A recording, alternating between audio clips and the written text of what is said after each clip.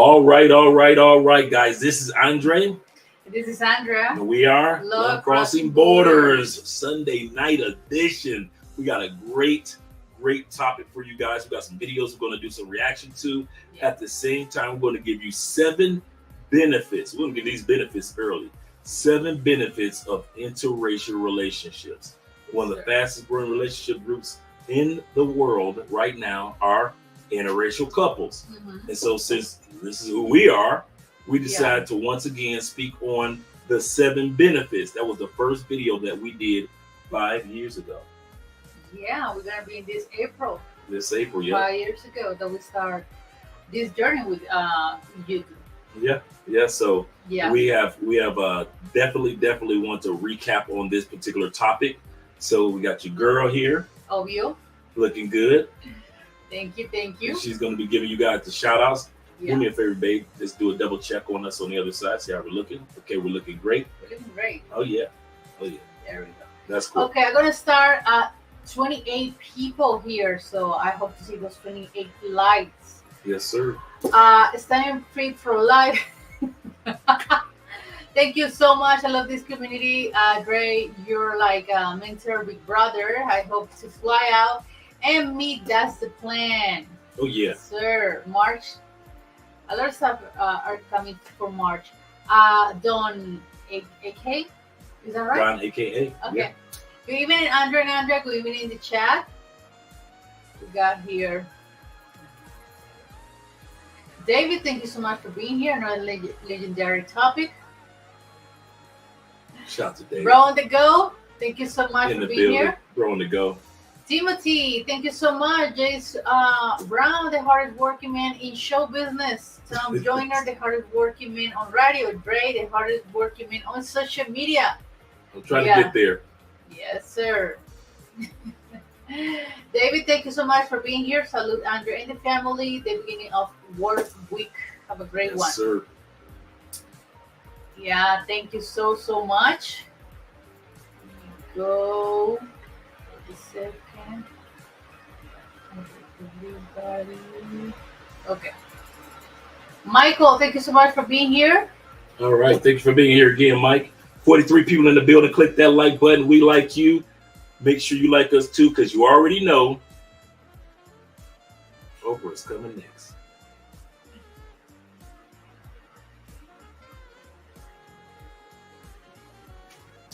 You know, it's when they laughing, they sound like you.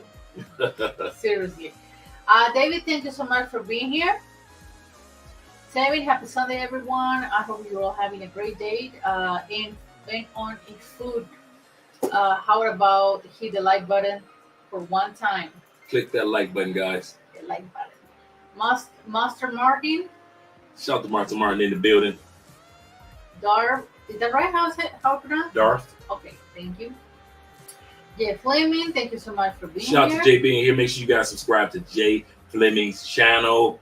Make sure you do that. And Jay and other content creators, make sure that you drop the link to your channel so others can subscribe here today. Yes, sir. Charles, thank you so much for being here. Thank you a lot. Shout out Happy to Charles. Sun, everyone. Gotta do this like and running style. You all like and subscribe to the channel, everyone. And Dre, please don't play drop for me. I'm a good with the basic no sound. No sound, Joan. Okay, thank you. Brain, thank you so much for being here. 47 people. Thank you so much for your cash app, Black Nubian. Shout out to Black Nubian. Hold on. Them Canadian boys. Them Canadian boys at it again. Oh my God. Shout out to my man Uriah, not only for tonight, but also shout out to you for the $10 cash app that you sent us the other day. I had not forgotten about you, brother. So shout out to you, brother, for showing the love. Shout out to you guys for the cash apps, the super chats, and joining the Patreon. Thank you guys for doing that. And we got a lot of other stuff coming down the turnpike for the Patreon as well. Yeah, I know. I'm here. I know, right? Andrew, how is who is the lovely lady? His wife. There we go. Thank you, Tevin. so much. Feliz Domingo, Andrea and Andrea. I know this is going to be an excellent topic. Mm-hmm. Yeah. Thank you so much. Okay, there we go. For Profit Store, Team Cleveland Boys in the building. Them Cleveland boys at it again, Mom. They're at it again. Need something for you guys, Jersey boys. Yes, I do. I do need something for you, Jersey, and I have nothing for you, East Coasters. You Philly boys, you Jersey boys. I gotta get something. I gotta get a good drop for you guys, and I've been trying to find something good for that whole region. So shout out to you guys being here once again. We do have 50 people in the building for this topic. Once again, I'm going to give you guys the list of the 7 things that we're going to talk about before we go to the videos. We're going to be talking about interracial couples, the benefits. There are 7 benefits that we realized when we first got together, and there are 7 benefits now that we realize that we have, and some of you guys can relate to this when it comes to interracial couples. Excuse me. Now, this is not a put down to couples that are of the same race. We're not talking about that. You know, you got some YouTubers out there that sit back, I don't like this person of my own race, or I don't like that person of my own. That's not us. But we do know that there are 7 benefits out there when it comes to interracial couples. Shout out to Snuggles being in the building. First thing is, we're just going to go down the list, and then we're going to watch the videos, and then we're going to come back and talk about this list. Other 7 things. First thing is experiences. Mm-hmm. When you're in an interracial relationship, there's a lot of experiences. There's a lot of learning. There's a lot of adventures. Even when you're in the same house and you haven't even gone anywhere. There's some things that I learned. There's some things that Andrea learns. Number 2 is learning. You're always on learner mode. You never know everything about that person's culture, whether it be recipes, foods, habits. There's always something new to learn. Number 3, número 3. Once again, we went to new. There's always something new. I don't know everything about Andrea's culture. I don't know everything about Andrea in regards to that I'm still learning my wife, but it's also things that I'm learning about her culture as well as she's learning about our culture as African Americans. The other thing is that benefit is that you know that you're going to have challenges. You don't assume things. You know that there are going to be some challenges coming because you're both in a interracial relationship. Yeah. The next one is assumptions. Number 5 is assumptions. You cannot assume, just like when you were dating a black woman, all you brothers, or when you were dating a Latin woman for all you Latin guys, or a white woman for all you white guys, it was easy to make assumptions because you were raised in that culture. But when you're dating somebody of another culture, one of the benefits is that you do not have to live in assumptions. You ask, you try to understand, but you do not walk in assumptions. And so that's a benefit that you have, that you don't have to walk in the world of assuming about that person, but learning about that person. Number 6 is benefits of being in an interracial relationship. You are in a position where you don't care what the rest of the world thinks. Yeah.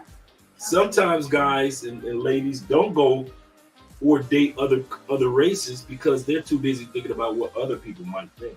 Yeah, that's so true. And more right now with social media. That's a good point. Yeah. Especially right now with social media, a lot of people make assumptions. But because of you being in an interracial relationship, you've come to a conclusion that you don't care what other people think. You're going to be with whoever you want to be with. And the last benefit of being in an interracial relationship that we're going to be discussing tonight is that it's your life. I know your mama said this about don't bring no white woman in this house. And who was that Latin girl? What's her name? Because black people always say this: everybody Mexican. It don't matter if she Colombian, it don't matter if she Puerto Rican. In the black community, everybody Mexican. He'd have brought that Mexican girl up in his house. we don't asking about tortillas. When you Colombia, you know about tamales. Right. So they're going to be asking about that. Paisa. Same thing that Andrea feels, or any Latin woman that is enjoying the person who she's with. She does not waste her time caring about what others may have to say. Am I correct? Always has been like that. You've always Even been like before that. you. Yeah, I never care. I was the same way. I was the exact same way. Yeah. So Um, I agree with you. yeah. So once again, we're gonna look at some videos. Shout out to you guys.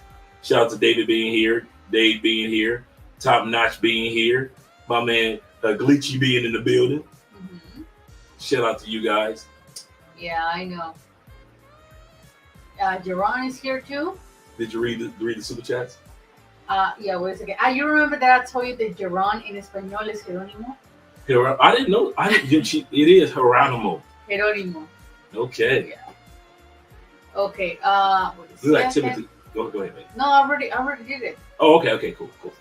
I thought I saw Timothy had a question too. Wait a second. Shout out to Efron in the building, Global Homie in the building. Shout out to all you guys being here. It's me or he does you.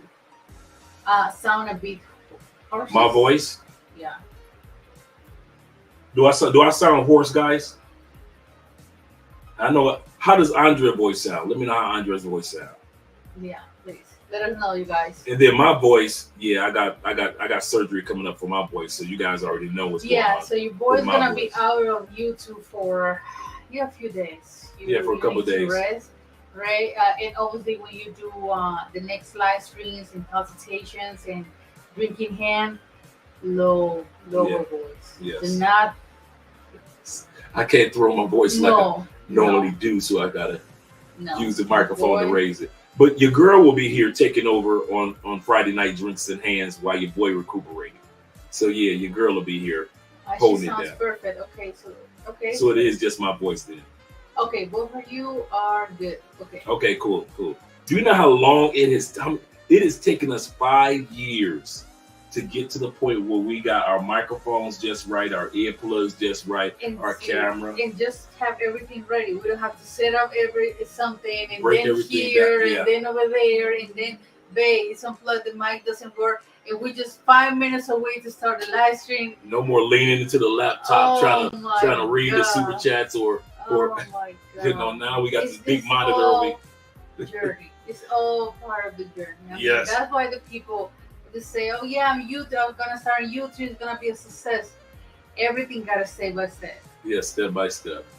Efron says something. Let's see what he says. Oh, okay, wait a second. Curtis said Jackson. That's the 50 Cent name. Mm-hmm. I was just in Cali, staying in Santa Teresita. Cali got some money and it's beautiful. Well, Santa Teresita is one of the most Shout out to luxury Chicago. Areas in Cali.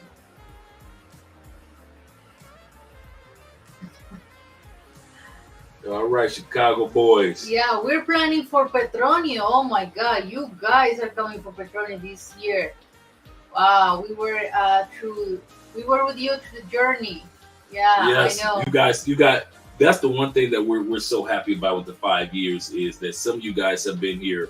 I mean, day one, when nothing was sounding good, we had no microphones, no nothing. Voices, no veneers. No veneers. Oh my God. That's true. Old teeth. Oh boy. 65 people in the building. Click that like button. We like you. Make sure you like us too. We're glad to see that you guys are here. Yeah, I know. Curtis, yeah, that's true. Santa Teresita is a strata 6. It's one of the oldest neighborhoods in Cali, and one of the most luxurious areas. In West is beautiful condos, penthouses. What? The comment. Okay. I'm learning because I'm trying to, guys. The only thing that I'm still trying to figure out is to adjust the cameras so I can know when to adjust the camera a little bit lower, so that when you put the comments, it doesn't cover our face up. So probably by next week or later on this week, I'll have what camera level is perfect. Mm-hmm. Jonathan, thank you so much. Shout out to Jonathan. Chalupa said, my grandma asked, who is that white devil with the lipstick? Loudy from the room next to where my ex was. Wow. So grandma didn't like the white girl. Who's that white girl? Wow. Julian, thank you so much for being here. Sarah, thank you so much. Andrea, how are you all doing today? Pretty good. We did good. Really good day. Mm-hmm. Okay, great. All right, so we're going to get started with the video. First video we're going to look at is Cardi. We're going to have short video clips, give a response, hear what you guys have to say, and then we're going to interact that into the 7 benefits. There are benefits. A lot of people don't want to talk about that. A lot of people don't want to admit that there are benefits to interracial dating or interracial relationships. Yes, they are. There are not just benefits in same race relationships. Yes, there are benefits to being in the same race. You know, a lot of people say keep the bloodline going, you know, the last name of the last name, you know, for your culture. All those are great benefits. For your country. You know, Americans should be with Americans. You know, whites should be with whites. Blacks should be with whatever it may be. Mm-hmm. But at the end of the day, there are also benefits on this side when it comes to interracial couples. So we're going to be talking about that tonight. So let's get started with the video. We're going to move ourselves out of the way. Shout out to you guys being here again. We got 79 in the building. Click that like button. We like you. Make sure you like us too, because you already know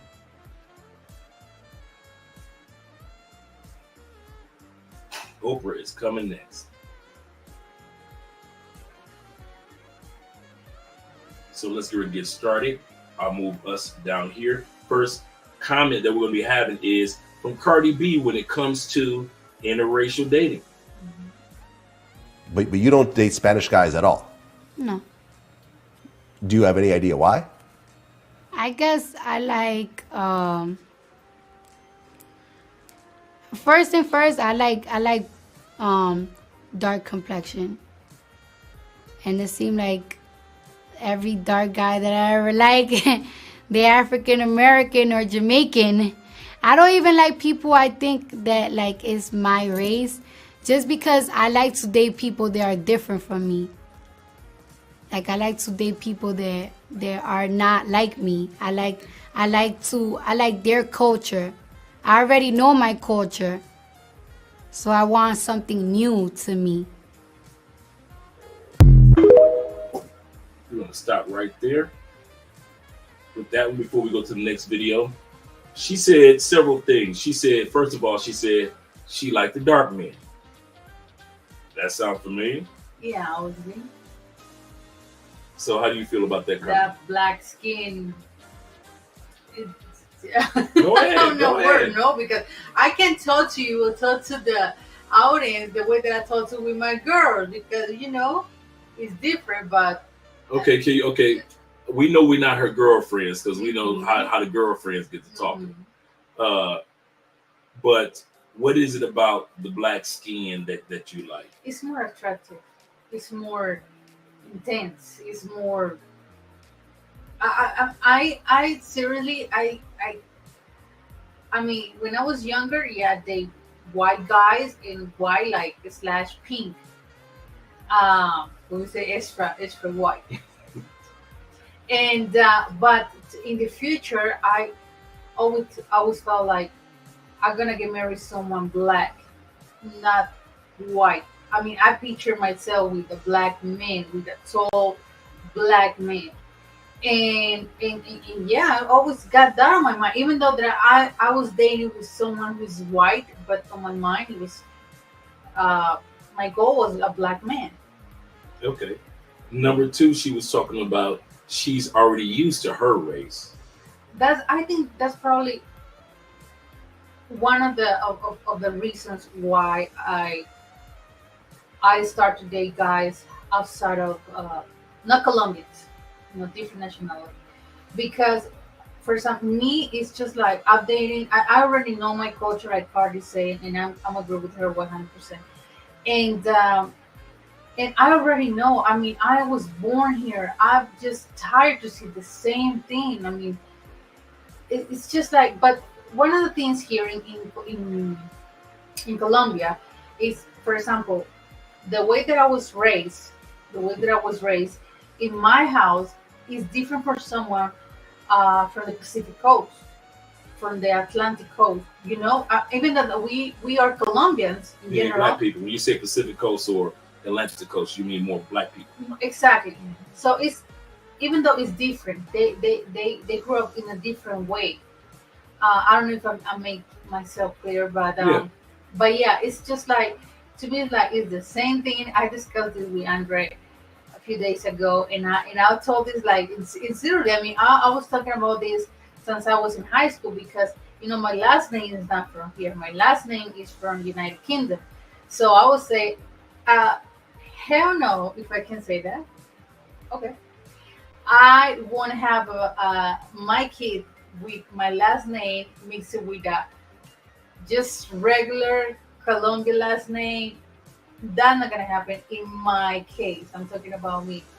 So obviously, when I say no, my baby's gotta have a different last name, and I know it sounds like dumb. I don't know, but in my mind's like it was like my baby gotta have a really cool last name and mixed with my last name. You know.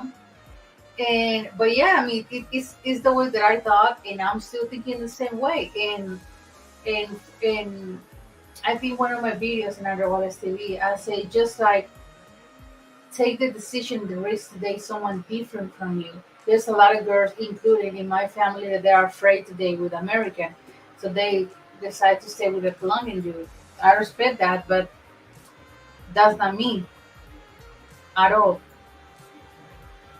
Well, I understand and I appreciate. The other thing that Cardi said was that she appreciates dating not just black men, but black men that are not Latin because, like you just said, the culture is different. It's something new to learn from dating a man from another country or another culture. So it's not just about being with a black man because she could have did that with Dominicans because she's Dominican. Exactly, it's the same that I was talking about.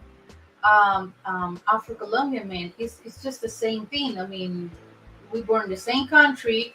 We almost read in the same way. Of course, your religion sometimes is different. The way that you grow up is sorry, is different for me, but it's almost the same thing. So I mean, Nothing not really interesting. Not yeah, nothing new. I mean, for real, it's no, I like no. I like it. We're going to the last thing that she said is that she said she uh enjoys learning the other person's culture. It is, and it's still we're still doing that. We're Mhm. still doing that. I mean, we have been um, married for this year for 5 years, and we are still learning from each other. Yeah. It's just constantly, it's something new that is coming. So yeah, that's so true. And you need to be really understandable. Understand? Okay. Um, to be patient with that Mhm. person, especially if it's someone for your from different country. It's Yeah. just yeah. I It do is. like what I do like what one comment said. Let's go up here first to one of the last comments that came down. Shout the broom in the building. Mhm. Oh, here we go. He said, "I don't talk negatively about anyone. Yet I have seen Cardi B with her makeup. With her makeup, damn. Hey, that's not the topic tonight. I feel you, though, bro. And the other one that got me was Master Martin. What he just said. Read that one for us. Them the light skinned brothers get no love. He said the light skinned brothers. I mean, it's just here. It's how can I say this in English? See how she's stuttering? No, because I talking about my girls. Because I mean, I'm talking for me. No, light skin is gonna be or kid. That's gonna be light skin. Right. That's what I'm like. My husband is gotta be dark. Right. But yeah, I got girls that they love light skin. We call here like the color, like caramel color, Mm-hmm. like that type of color, like Jeffrey. Oh yeah, or, yeah. or lighted. Yeah, you light skinned brothers, caramel Yeah. colored brothers. Yeah. My man Mike T. Other dudes like that, yeah. Yeah, wait a second. Let me go to.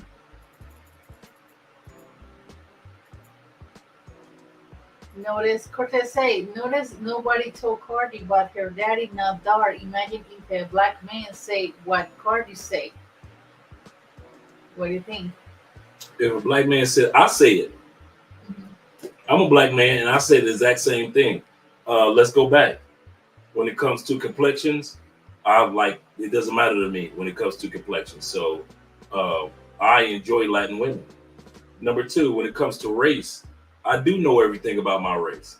And to Andrea's and Cardi's point, it is fun and more adventurous being and learning from somebody else's race, recipes, foods, seeing some of the things that remind you of your race. But then you learning things that are different from your race, like baby Jesus.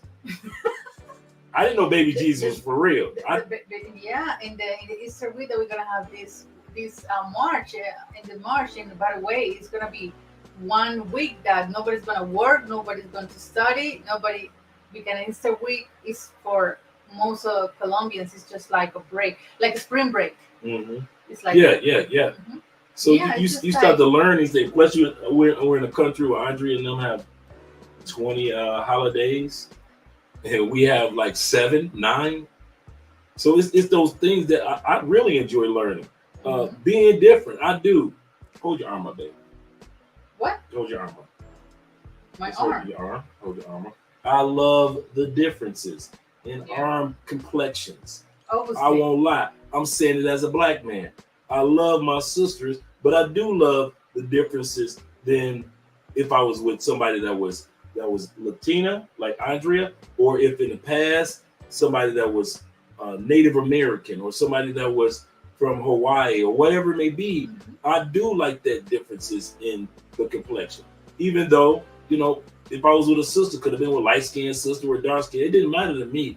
But I do like the differences. The other thing is that it is new. Every day there is something, even though Andrea and I have a routine and we've been together for 5 years, every day there is something new that I'm learning about Colombia, its history, its culture, things that guys, it's kind of funny. Americans will come down here and visit for 5, 6, 7, 8 times, and they really think they could tell you about Colombia because they've been to Medellin or they've been to Cartagena, and you're like, wait a minute. And then being here, I learned so much history, especially from Andrea. History about music and history about black music through salsa. I wouldn't have learned knew so much about black people influence on the salsa movement without being here in Colombia and without Andrea informing me that, wait a minute, this is black music. It's for example, just doing a little space. It's just like talking about the guys that come in here and they think that they know everything about Colombia. It's like when we visit a different country, for example, in Cuba, in France. I took my homework to watch some things about that country that I visit while in the real time, and just watch news and watch learning about more that country that we are in that moment.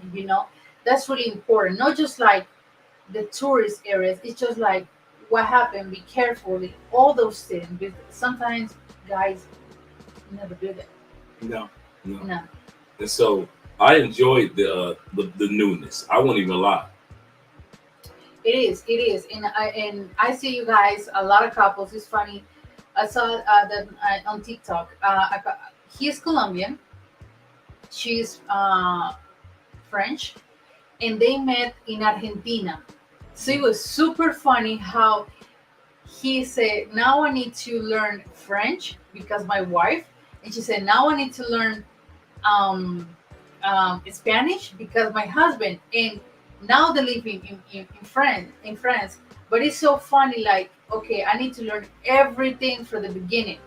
It's like if I would live in Portugal or would live Um, Another country that they don't speak any Spanish or any English. Hmm. Italy, for example, it's just like for both it start from zero, just from zero for both of us. And that's fresh. That's to Yeah. me that I like that newness all the time. Yeah, that's funny. Um, no, this is gonna upset you know Cortez. who. It's a controversial topic. And I know these the Umarites out there. You know, Umar need to be focused on building a school. It's not be focusing on what we're doing around the world. Let me say, as a kid, I was teased. Is that right? Teased. Okay, teased. Hard from beginning, dark skin. Now these ladies love it.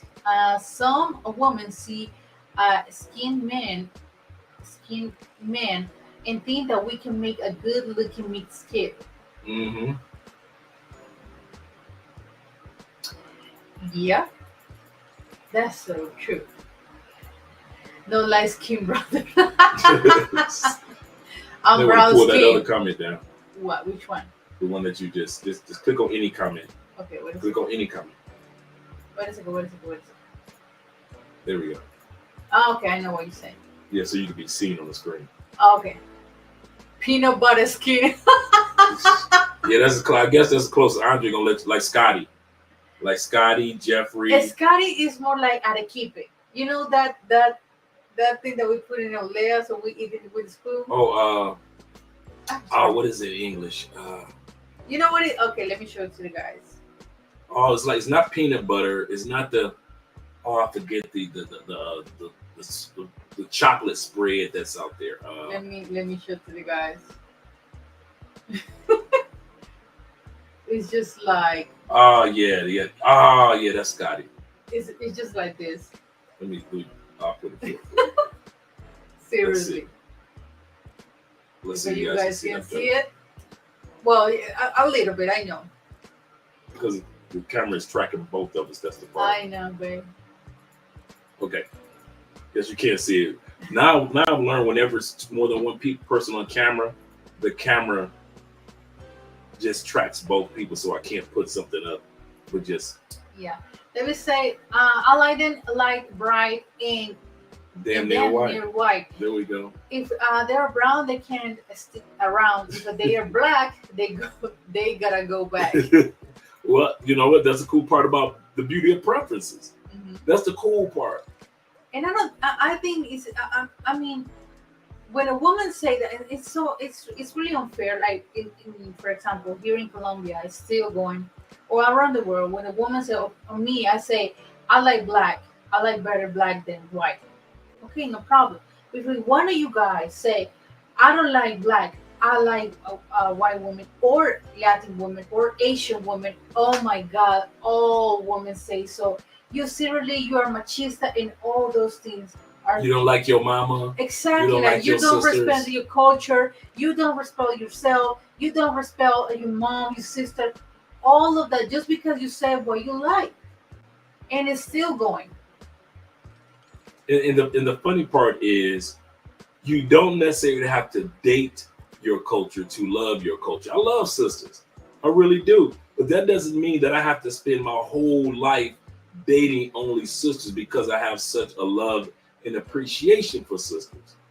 I love and I appreciate sisters here in every country that we go to, not only in the United States.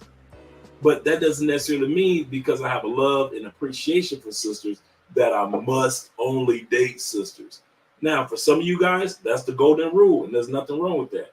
But for many of us that are in interracial relationships, that doesn't necessarily hold true. I can love my sisters and appreciate and help and support my sisters as well as my sisters and my family, but at the same time, not necessarily always have to date or marry the sisters. That is so true. That is so true. That was my dad's when, and he's still like after that we have been together we're gonna be together 6 years this April. 6 years, yeah. Together in all.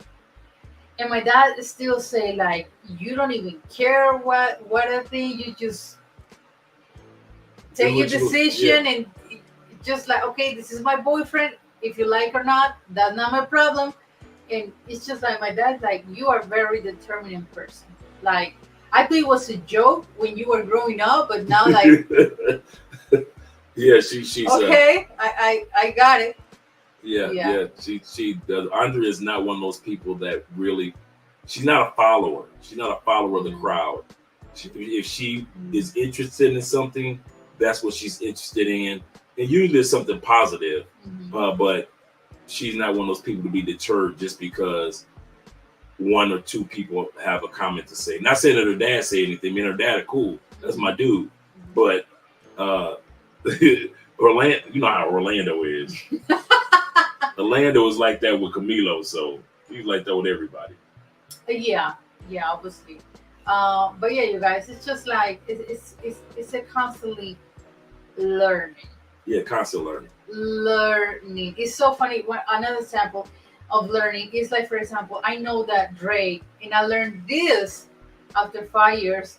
Drake is not a person who eat a lot of rice because you Americans, you guys doesn't have that culture to eat rice. You know, all the Afro time. Americans. I don't make rice all the time. You know why? You know why? Because I said they just couldn't. But why you have to eat the whole pot? Say, babe, save for me for tomorrow. That's not a problem. But you eat the whole pot. Like, I don't get it. That's a lot of rice. I always think that I say, man, she made this rice. I guess she expects me to eat the rice for breakfast, for lunch, and then some tomorrow. Because and you are not a leftovers person. I grew up like this. I used to make rice, and I know that tomorrow, and we need to save rice for tomorrow for dinner. So we always constantly saving rice in the fridge. But you, mister, you eat all rice. I was like, I'm supposed to eat rice tonight or tomorrow, but you eat all. Okay, that's one of the things. Another thing is you culture love potatoes, chips, something with potatoes. You know, French fries, mashed potatoes. Yep. You know, in the baked potatoes. In the oven. In the oven.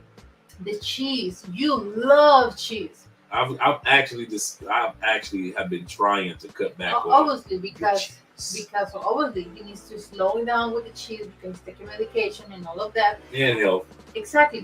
But it's something that like for me never spent like Andrew, you can't never eat cheese because that is part of your culture. You grew up like that. Or potatoes, you grew up like that. It's just like it's slowly but surely not eating too often because it's part of your culture, right? You have been eating like that for the last 50 years. So it's just like it's really hard to say stop, right?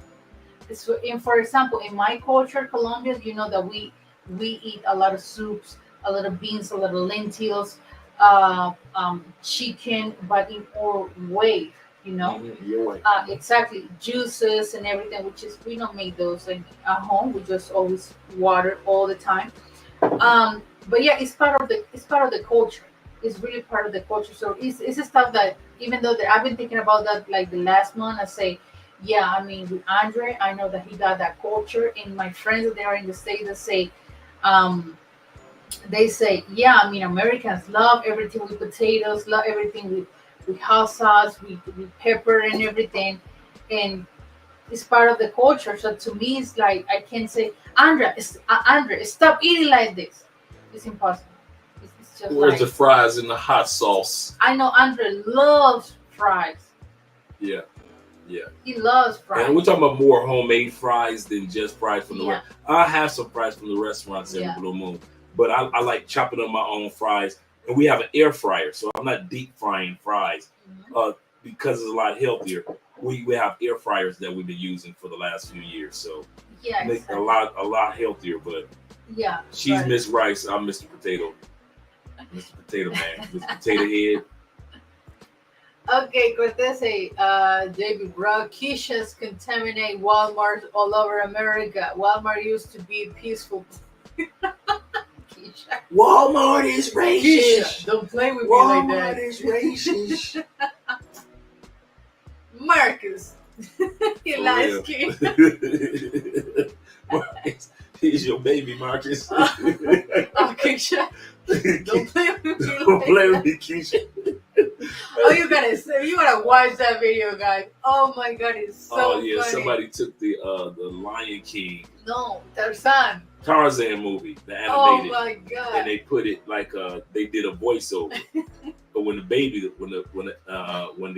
gorilla, the female gorilla had the baby, I know some of you guys have seen it. And then the male gorilla, she said, "Here's your baby." Keisha, don't play with me like that. Don't play with Take me. that baby back to the hospital.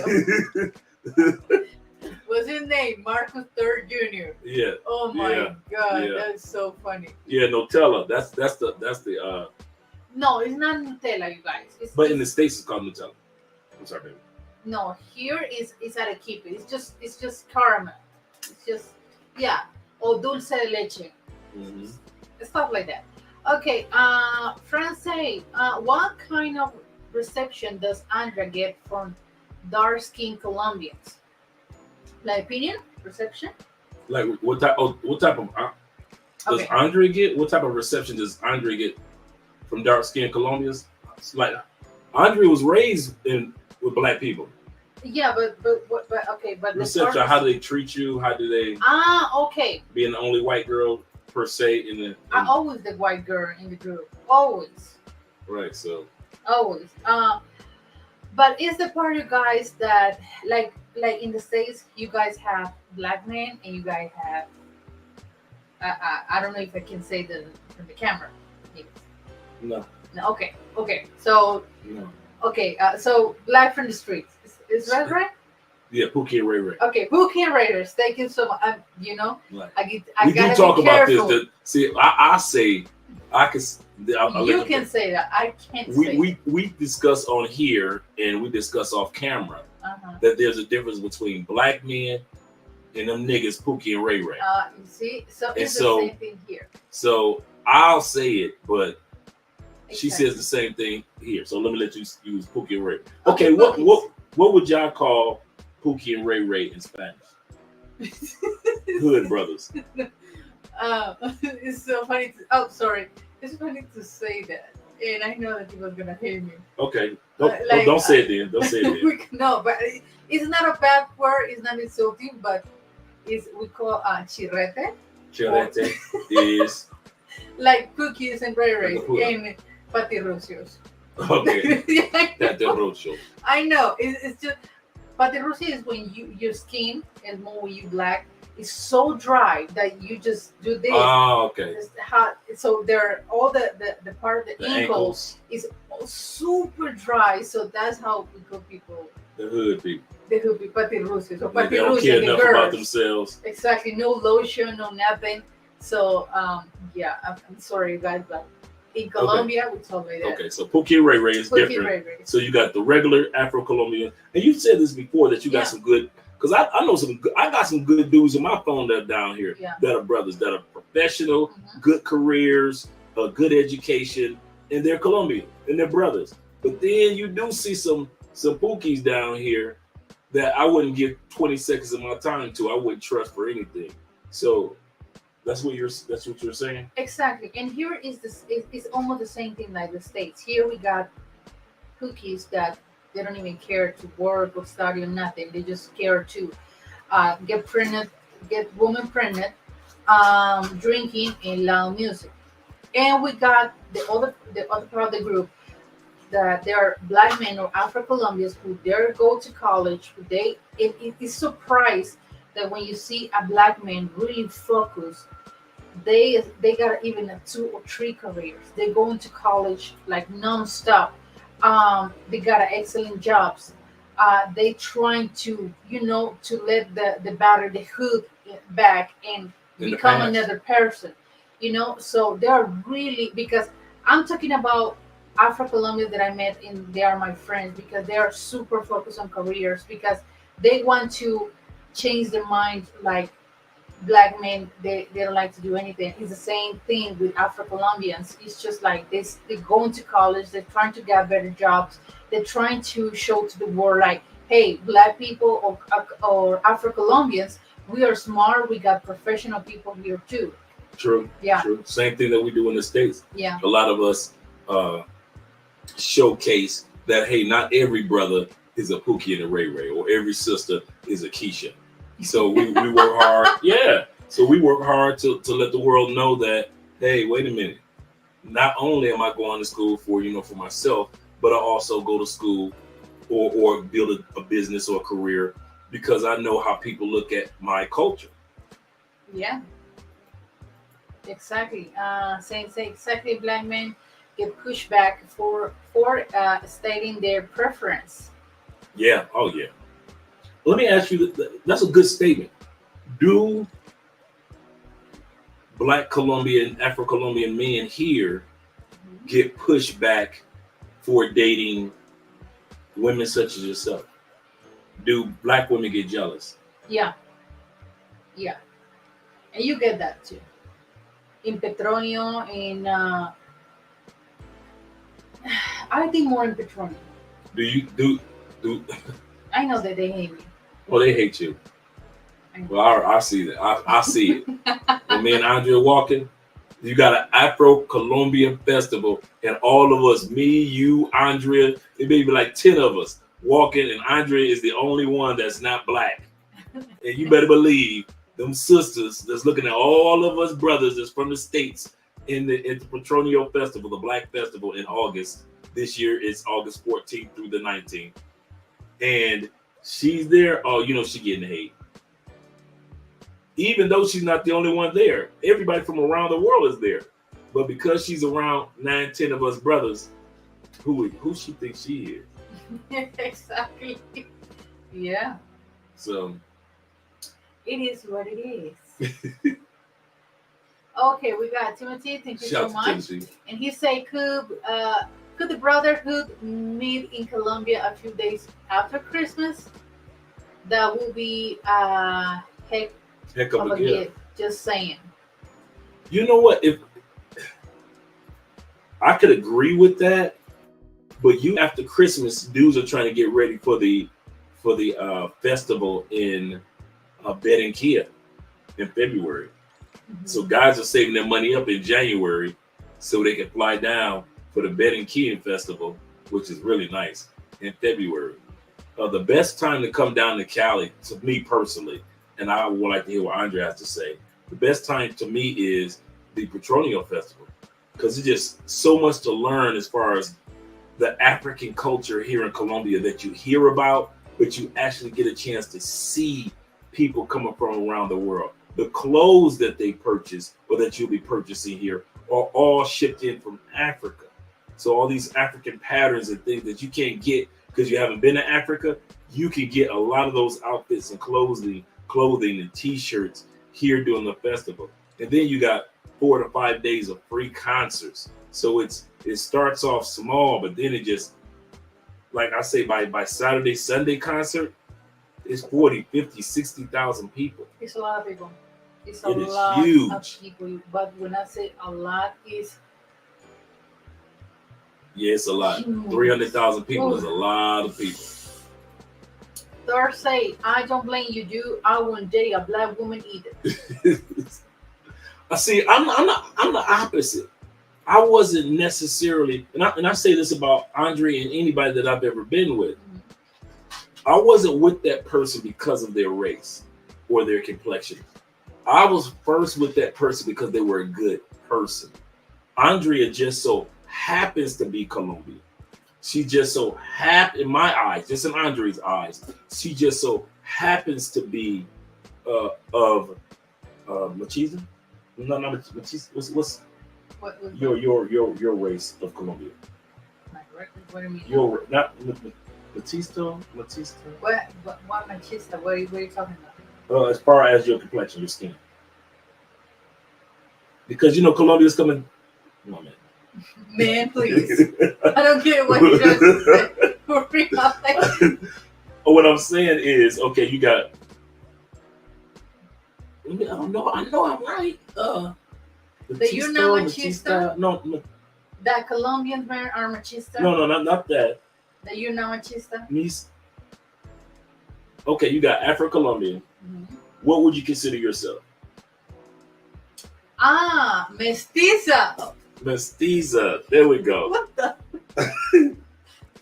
Yeah, we mestizo. Well, all of us, we are mestizos. We're not white people. I mean, white Right. people is in your country now. Right. Here we come. Here we are mestizos. Right. So Andrea, in my eyes, thank you, babe. After looking at me crazy, like, what are you talking about? Exactly. Andrea, in my eyes, just so happens to be of her culture, of her race. I didn't purposely say, yeah, I'm going to go down there and I'm going to get with a Colombian and I'm going to make sure that she's not black. I didn't do that. Andrea, if she was the same personality and she just so happened to be Afro-Colombian and I had met her, I would have been with the Afro-Colombian person with Andrea's personality and all that she has as well. I just so happened in life to meet Andrea first. So I'm not one of those guys that really get hung up on it's got to be a sister or it's got to be a Latin person or it's got to be an Asian person. We all have preferences. That's cool. Yeah. But I never was really caught up on that. As long as the person was a good person, that's what was cool with me. And if you're a sister and you had a bad attitude, I don't care how much of a sister you were. I'm not dating you. Yeah, I care about the power. You don't care, I care. See, I'm with you. Frank say rice is nothing but carbs. I mean, Frank, the rice that I cook is brown rice, so it's not too much Sugar. No, it's like a diet rice because the doctor told me what type of rice we should eat. Facts, black women aren't worth it. Too much stress. You guys, I think the United States, black girls in the United States. Now, let me ask you this, since we're talking about black girls, because you said this before, I want to hear it again. Are black women the same from what you've seen, you've heard us say, are they basically the same no matter where you go? I mean, I would say yes and no. Because I watch videos in your country and it's crazy. I never see that type of behavior here. Okay. And I'm talking about that my girls are black. I always have girlfriends that are black. Yeah. So they don't have the same behavior because they already know what type of things men hate. They already know. Plus, your friends are professionals. Yeah, black professional women. They're going to college. They're working hard. And Master's they're very degrees. selective with the type of man. They don't even date Colombian dudes. None of them. But they're picky about the foreign dude that they date too. They say crazy either. So if like there's something wrong with you, all her girls. You know, they're like this. All her and her girls. And I'm not put in better situation because I'm married with American, so. Right. So they're all picky. Yeah. Okay. So true, Walma used to greet with you with a smile. Boy, the Disney Tarzan movie, I was dying laughing at that Marcus. when she said how we put in child support. That baby's ugly as hell. Oh my god, I've been rolling with Andre. Uncle Marcus is black. Why the baby's white? Oh boy, that was Marcus. Here's your baby. Don't play with me, Keisha. You let Andre say the A word. That's what I say. Like really. Like. Can I say that, babe? That's why I said no. Yeah, use the word ninjas. That's what we use. Okay. When we talk about black people, ninjas. We got 120 people in the building. Click that like button. We like you. Make sure you like us too, guys. Thank you very much. And thank you very much for the super chats and the cash apps. That's the part when you're doing live stream. You need to be very careful what you're going to say because look at, can I say it on camera? And just to let you know, no, Andrea doesn't go around using the N-word all the time. Never. She doesn't. No, never. But in this instance, she was trying to find a way in English to differentiate between black dudes and ninjas. Yeah, I know I'll say it, but Andrea, Miss Soft Spoken, she really doesn't try to, hurt anybody's feelings no matter what she's talking about. And so, but there is a difference. And I kid you not, the dudes that I meet, I met so many educated. This is the funny part. A lot of the educated brothers I know down here that are Spanish speakers know English. Who is got here? Uncle Jeffrey. Boy. Shout out to Jeff. Detroit.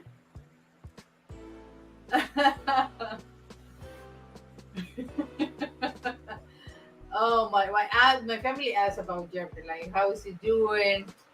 How is get to the States? And I said he was sad. Jeffrey was sad when he Jeff said almost shed a tear too. Jeff said it was sad. Oh boy. Okay, we got a question here. You just say, do the dark skin / black Colombian men prefer to date the light skinned Colombian woman, or it really doesn't make a difference to them? It's a difference to them, guys. And I'm talking about the reference that I have are from my friends, because some of them they like they call chocolate or caramel, you know, Afro-Colombians. But most of them they say we prefer white women, like me, white. You know what it's happening? White women, because they got the beliefs that white Colombian woman, we are more calm, we are more we're not louder. Traditional. Except no, we're not louder. We're not yelling people. We're not aggressive like sister in the States, right? So they say white women, they are more subtle. They are more, you know, that in the intimacy, you're not going to take off the wheel, their extension, you know, they say that. So, and they say, oh, I'm black. I want my baby light skin. I don't want my baby black again. That's what they say. So it's just they sometimes they make that difference. Say, no, I don't date black girls. I don't. It's in other people, they say I like my black women, so I stay with black, and you completely respect that. But yeah, that happens. That's the deal. Like Do they're they- really determined. Do they look at women like you as trophy women? Like, I made it. Like, I got my education, I got my car, I bought me a house. Now I got a woman that looks like Andrea. I got my trophy, or I'm a sports, because women say that. Women here, guys, just to let you know, black women here and black women in Africa and black women in America all think when you date somebody from another race, you worshiping them. You think that they're a trophy. You think that they're special, even though you don't think, or you're not acting like that at all. Mm-hmm. And you're thinking like, my woman talk to me like any other woman talks to me. Oh, okay. But to sisters on the outside, they think that we get women that are non-black as a trophy of accomplishment. Do they think like that down here as well? Could be. And I say could be because sometimes that not happen. But for example, I see that a lot with soccer players because, oh, women hate that here. Black women, black Afro-Colombians, they hate when they see the soccer player get the money and get a white girl as a wife. They hate that, like for real. They hate it. So now they don't like black women. Now they just prefer white women. After that, you got money, you're playing in Santa Fe, you play with Nacional, you're making money. Now you marry with the Paisa and and light skin or white woman. They hate that. They hate it. They hate to see looks, someone famous, a famous with a Latino woman or a black white woman. They hate that. And do remember when we Especially were talking about Afro-Colombians. in South America, we say white women.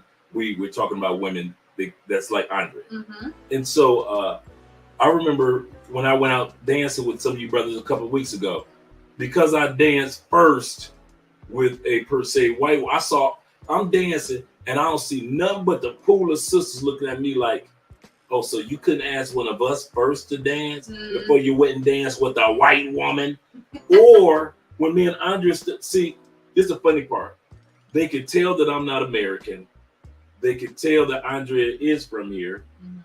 And so when we jumped out of our vehicle and we're dressed nice on a date night, things like that, I could feel the energy of the sisters looking at me, walking by like, Mm-hmm. so you opening up doors for the white woman. Oh, you got a ring on the finger of the white woman. Look at how she dressing, her hair is. Look at her nails. Looking on. So you take care of the white woman, and so I get those looks all the. Now, mind you, your boy Dre. I don't care. You might as well go about your business. I ain't even from here, sister. Sorry, but then they look at me like, so you flew all the way down here. You could have been with all these beautiful sisters, but you with the white woman. So just in case all you brothers that's in Medellin, Cartagena, other area, Cali, if you think that the sisters are looking at you like, oh, I'm gonna take him away. No, they're looking at you like, so you like the white woman. Yeah. It's crazy.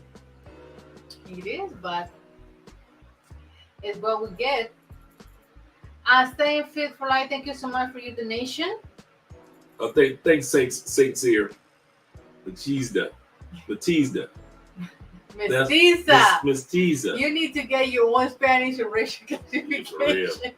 Mestiza is the mix between Spanish from Europeans and indigenous.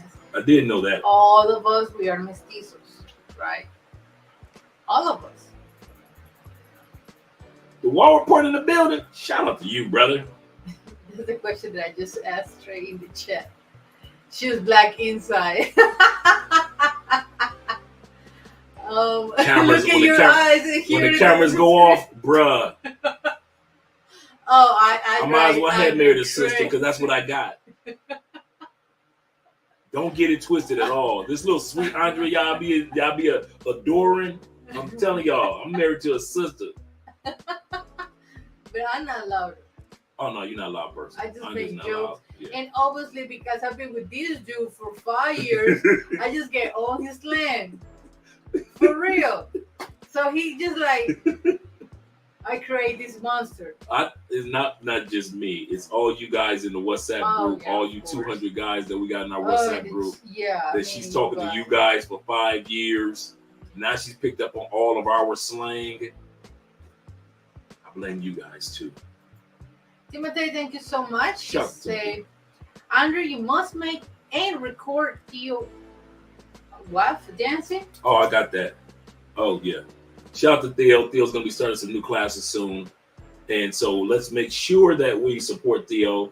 If you're interested in learning cybersecurity or anything that has to do with IT, Theo is the man. So I'm going to make sure we drop the information on how to reach out to Theo. He's got new classes coming up. And make sure you guys who are looking to meet us in Houston for the Black Manosphere Conclave, we both will be there. And I'll be speaking. This is going to be in September from now let me get it right, from the 6th to the 9th. I know it's going to be 3 days. It's going to be a 3-day weekend. I got it wrong, right?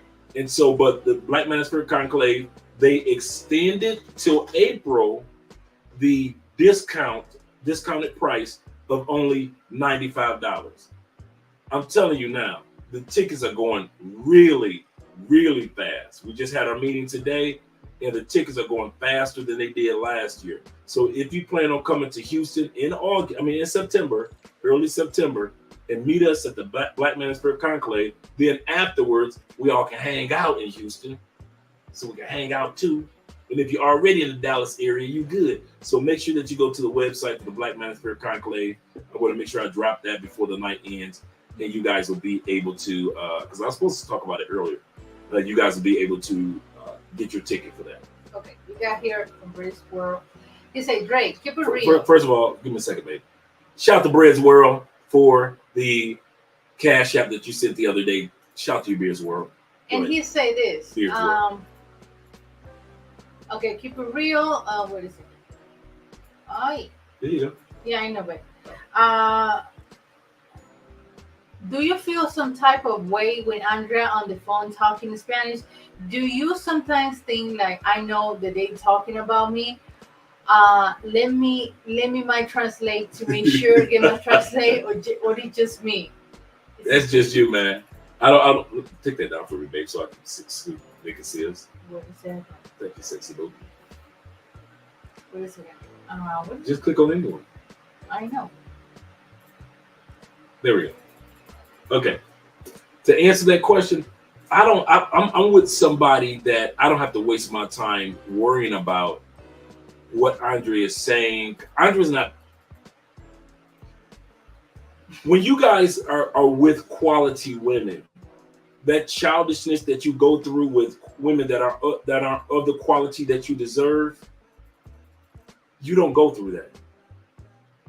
I don't go through questioning if Andre is saying something in Spanish because that I don't understand. Are they talking about me? Yeah, there are times when they talk about what's Andre doing, and I know what they're saying. See, my ear is better than my speaking in Spanish. So a lot of times I know what they're saying, but even when they're in front of me. But even if I didn't know anything, I'm wise enough as a man, just like many of you are, to be with a quality woman that I don't have to worry about that she's saying something slick behind my back, blah, blah, blah. Now, women talk just to be talking anyway when they're talking to each other. I'm not talking about that conversation, but I'm talking about saying something that's disrespectful to me as a person. I'm not with somebody that does that. I'm really not. I wouldn't even be with Andrea if she was a disrespectful person, just like she wouldn't be with me if I was a disrespectful person talking about certain things behind her back. Mm-hmm. So we're not a couple that does that. But some of you guys, you don't reach for the high fruit like I do, and so you get with the low hanging fruit, and that's what you get. You get females that's going through your phone. There's been times when I've flown back to the States and I forgot my cell phone here. Never worried about it. Why? I'm not with somebody I got to worry about with my cell phone. We just don't work like other couples do. Timothy says, sister, good question. Thank you so much for your donation. And he says, sisters can't get treatment means bad behavior. Mine is bad behavior. Yeah. Mm-hmm. Yeah. It looks like a question right under that one, Dave. Just scroll back up for a second. Try to get you real quick.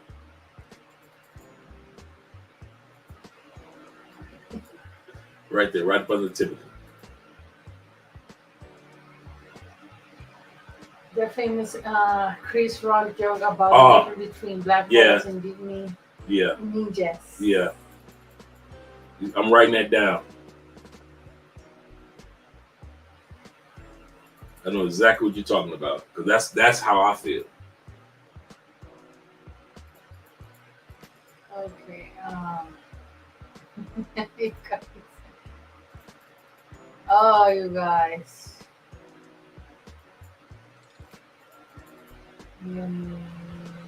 They say that.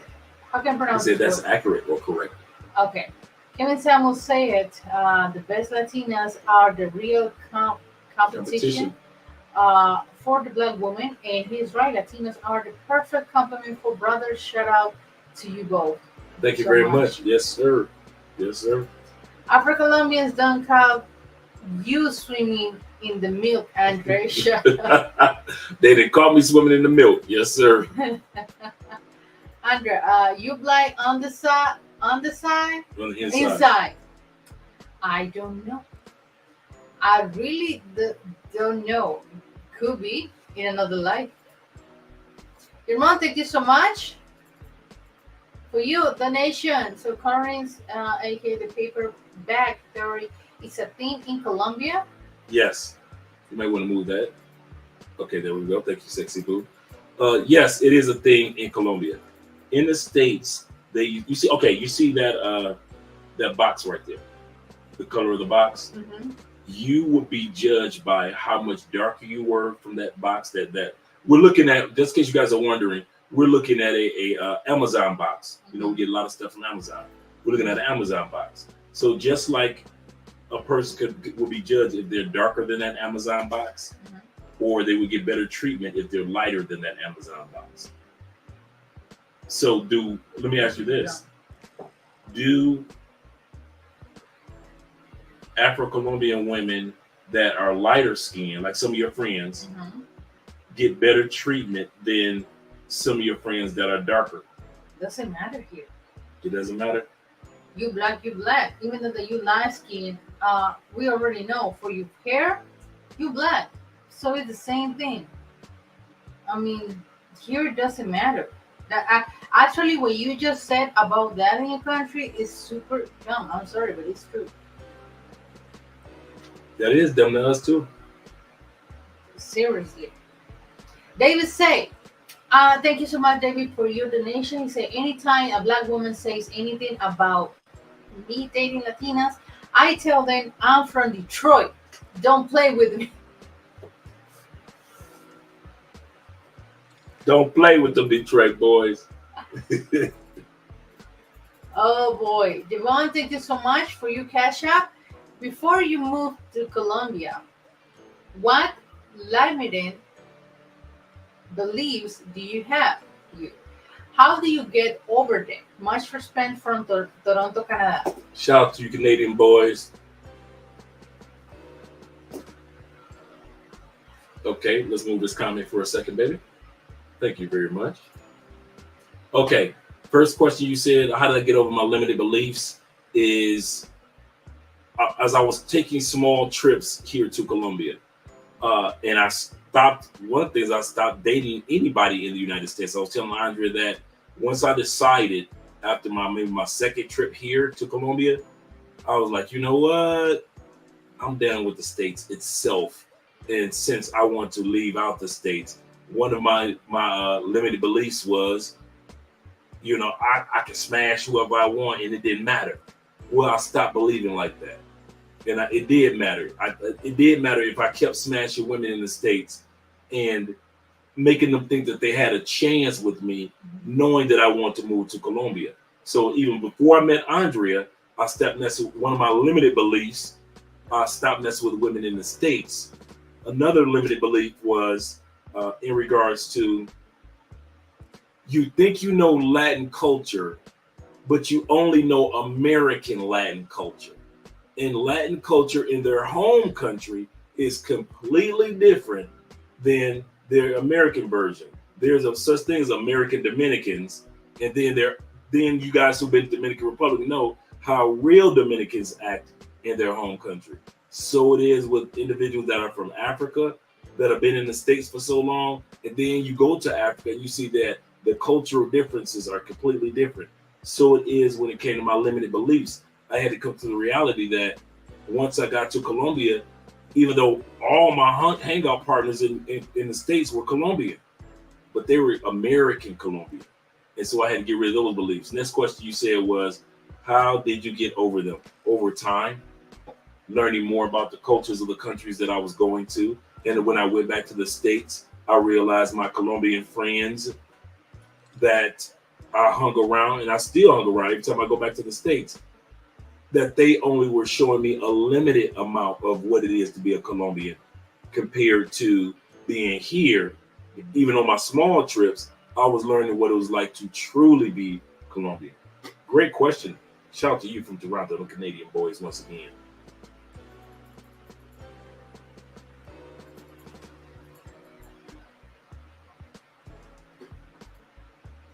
Derek, thank you so much for your donation. He say, what's up, Coach?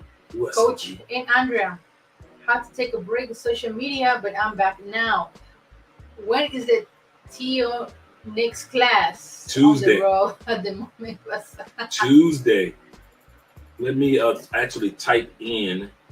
Let me move this stuff out the way. I'm going to type. You guys always got me doing some work. I'm going to type in Theo's email for you guys.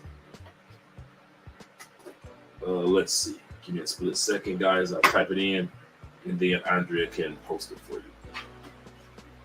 And you want to go to his email because he just told me today, just in case you guys are wondering how soon did he just mention this? He just told me this today. What do I do? Cancel. Good. Okay. Thank you, baby. There we go.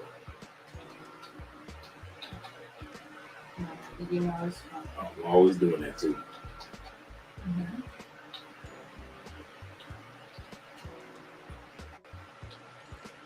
Okay, so you can post that. Oh, wait. I misspelled it. Sorry, man. I mean, I left out the most important part. Okay. So, guys, reach out to Theo because he just told me his new classes are going to be starting this Tuesday. Okay, International Quiet Storm, thank you so much for your donation. IQS. He said, Latinas are not competition for black women. Latinas are the dominant. Wow, the competition market against black women, especially women from Colombia and other South American countries. You guys are dominating. And we got my man in the building, so therefore we already know. If you got International Quiet Storm, you got Machismo TV. Welcome to Machismo TV, the ultimate destination for modern men seeking to upgrade their lifestyle. Subscribe to Machismo TV and Saul T-Balls. We stream daily from 12 midnight to 8 a.m. Eastern Standard Time, the best male-centric content. Highlight reels without reviewing or providing any editorial bias to the content. We have done so much, with so little for so long, we are now qualified to do anything, with nothing. Shout out to IQS in the building. Shout out to you, brother. Say, Andrea, you should definitely do a collaboration stream with Rich Mac. And that would be fun. Okay, and I think Love and Crossing Borders with Andrea and soon in Thailand will be a good idea. You know what? I'm going to, because I talked to Rich last night, so I'm going to reach out to him and try to set that up.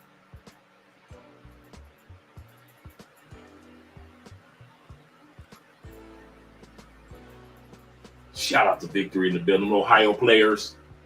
Thank you so much, Victory, for being here. Okay. With the $10 super chat. Yes, sir. We got here a question. Looking to move to Cali within in the next 3 years. I'm studying the cybersecurity so I can work remotely, but where should I start with making this transition? Your first trip to Cali. Your first trip to Cali, because it's one thing to hear us talk about Cali, Colombia, and other guys talk about Cali, but your first trip here, you get a chance to see, okay, now I see what guys are saying, that it's a little slower than Medellin, but you can see now, I can see what Andre and them are saying, there's more relationship-oriented city. Then you get a chance to see, oh, I see all the restaurants they're talking about, the things to do. Okay, I can see Cali being my home base while I'm traveling and visiting other parts of the world, other parts of the city. So it's one thing to hear us say it. It's another thing to actually see it for yourself. And that's what helps our Uncle Jeff, Ghostface. It's funny that Ghostface just said something, but that's what helps Jeffrey. His trips down here is helping to solidify his decision. Okay, this is a wise decision for me to come to Cali, Colombia. But those first 1 or 2 trips, that's what I did when I first came to Colombia. I need those first couple of trips to make me feel like, okay, me stacking this money makes sense to go to Colombia instead of going to Istanbul, you know. Yeah. So it made sense for me to come to Colombia the first couple of trips to solidify some things in my mind. Okay, that's we all that we have for the last trip. We got an extra. Actually, so here's what we're gonna do, guys. We're gonna let your girl Andrea go because I know that she's ready to wind down. But we got a couple more videos we're gonna go through together, and we're gonna be at least another 30, 40 minutes. Okay, take care of your boys, okay? I'm gonna take care of my boys. No getting loud. Yeah, because your boy got the same thing what singers have. Yeah, the same. Even Shakira have the same thing. Oh, this? Yeah, because that happens with the people that talk aloud. So they always got those little things in the voice. Chorus. Okay. Always. Oh, baby. All right, sensitive. I love you. Love you too. Thank you guys for being here with me, of course. We'll see you in the next live stream, of course. And thank you so much for your jokes and questions and comments and donations and cash app. Yes, you know you girl. Appreciate you guys. Yeah, I know. Thank you so much, you guys, and we'll see us the next live stream. You're gonna stay with your boy Andre. Oh yeah, I'm not going anywhere. I'm stuck with you guys. Oh yeah. Babe, can you give me a second? Thank you. There you go. We'll see you guys the next live stream. All right, now we're gonna hang out with me now. Oh boy. There we go. All right, let me give you some room. There you go. Appreciate you. Appreciate you. All right, guys, we got videos that we're going to continue on. Let's get this camera turned around towards your boy. Let's see. A little bit more. A little bit more. Up too far. We'll leave it like that. I was trying to get. Let's see. Oh, there we go. I got it. All right, so cool. Here we go. All right. So we got a couple more videos we're going to be watching. I know Andre with that big head. Yeah, yes, sir. Yes, sir, Jonathan. You know how I do. You know how I do. All right. Shout out to you guys. Let's see how we're looking on this side. Okay. All right, we're looking pretty good. Like I said, probably tonight after the live stream, I want to make some adjustments with the camera, bring it down a little bit. So, yeah, bring it down a little bit so so we don't look like we're so low. In other words, yeah, I'm looking like Tommy from Martin with this big peanut onion head. Oh yeah, no doubt. I was looking at some older videos from last year. I was like, oh yeah, I gotta stay in the gym, without a doubt. Shout out to Theo, want to pop up. He said, just make sure salsa dancing prohibited in the Manosphere Conclave. Oh yeah, we should have some salsa. You know what? We're gonna be in Houston too. Oh yeah, we gotta hit a salsa spot in Houston. Plus, Houston is the capital.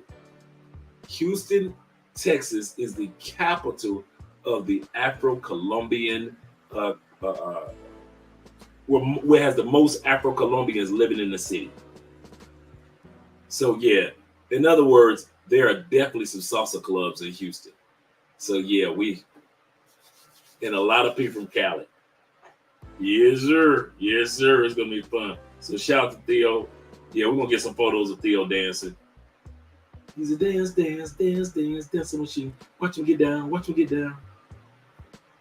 Yes, sir. Shout out. All right. Let's get ready to go to the next video, guys.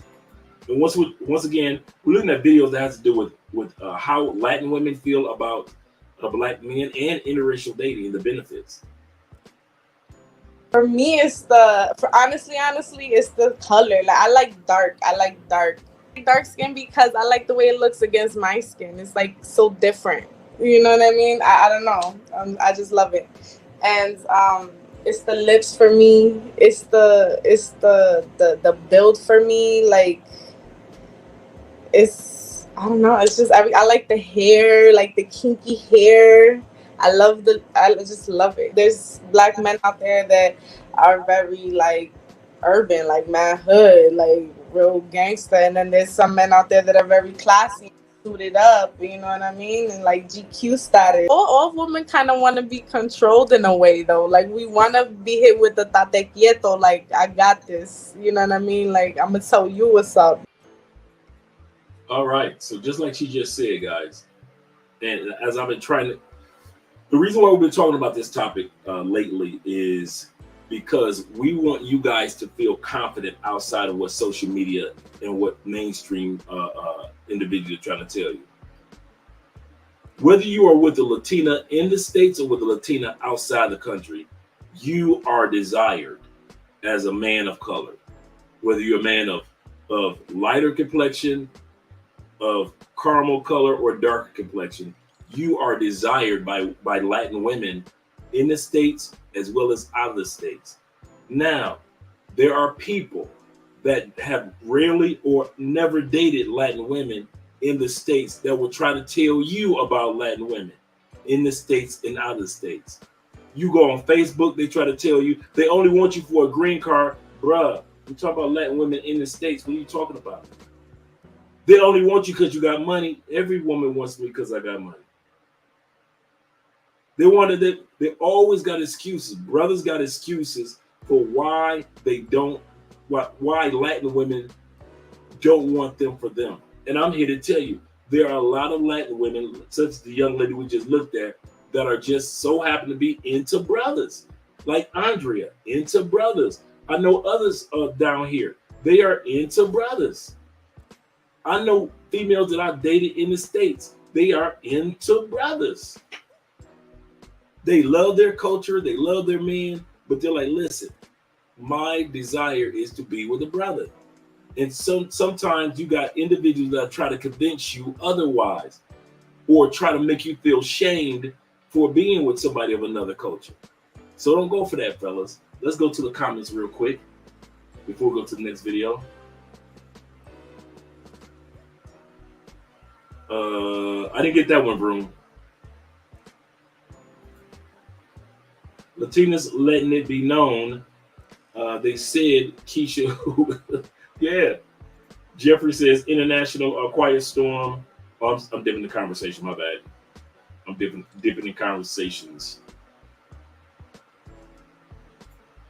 Yeah, she's a 3. But the reason why I put her on there was not because of her looks, but because of her comment.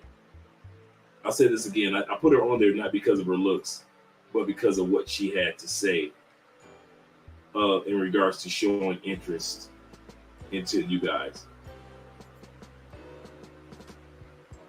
Just want to make sure that we're going through all the super chats. And let's go on to the next video.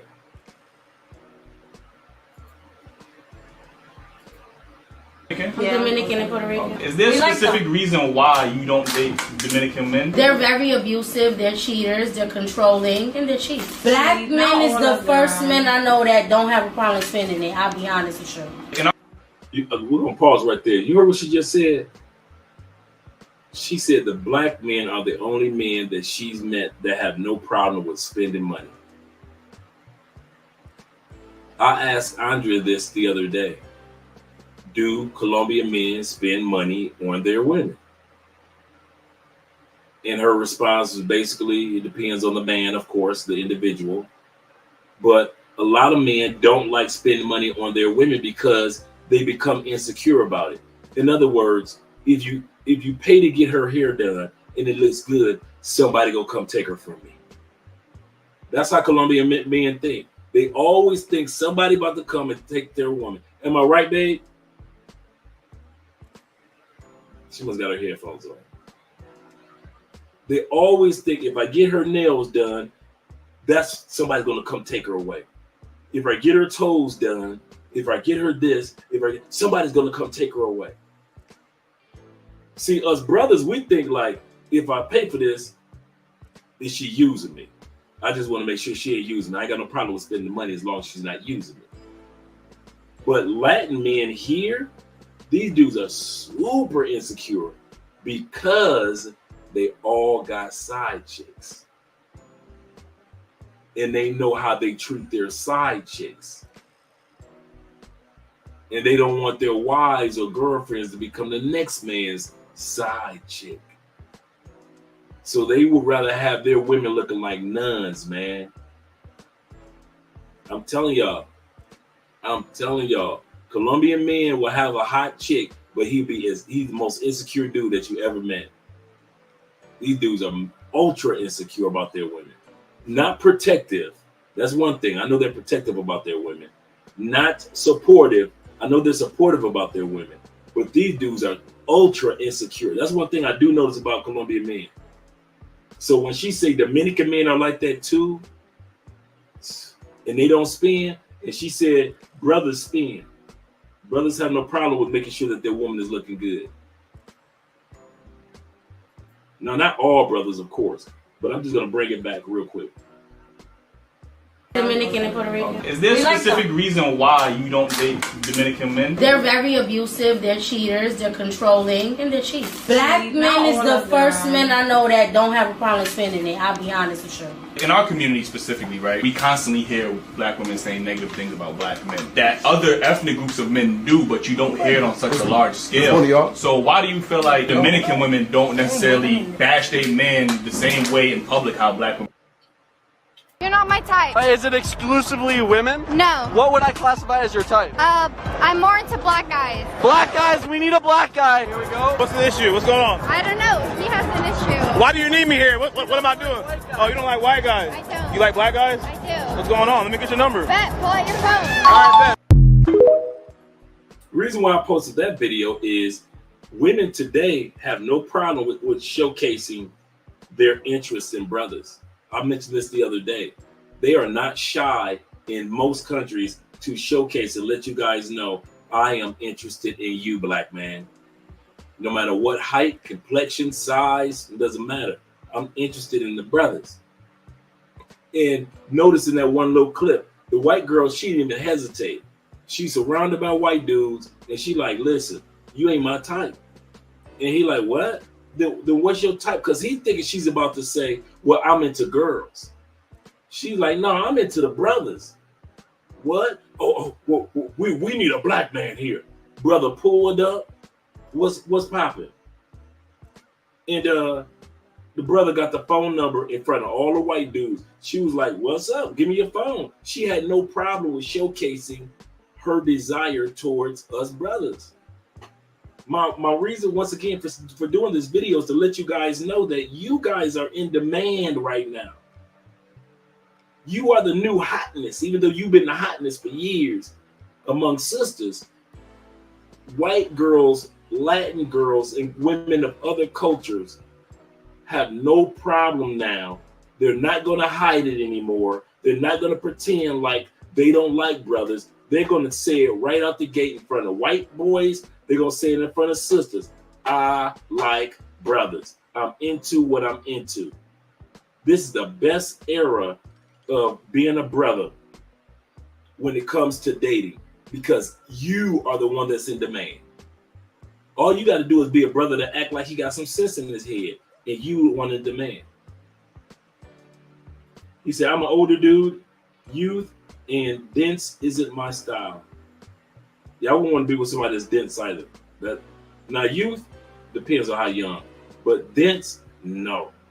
I'm with you on that one, brother. I do not like dingy, dense, dumb women of any age. They love Hershey and Nestle's Quick. Yeah, and there's nothing wrong with that. You know what offends me the most is when I see brothers that don't believe it. You go on Facebook in some of the Facebook groups and look at the comments, bro. It's amazing how many black men can't believe that women in other races really like us. I'm gonna say that again. There are black men so programmed in the States, in UK, in Canada, that it's mind-boggling to some brothers that somebody other than a sister really, really wants to be with you without it being a catch. She want a green card, or she just with me because I'm a baller, or it just blows you guys' mind to realize that you are a good person and she really is attracted to you. She's attracted to your swag. She's attracted to your complexion, your history, your confidence as a man. You know, when we walk up in the room, the party start when the brothers get there. We made tennis cool.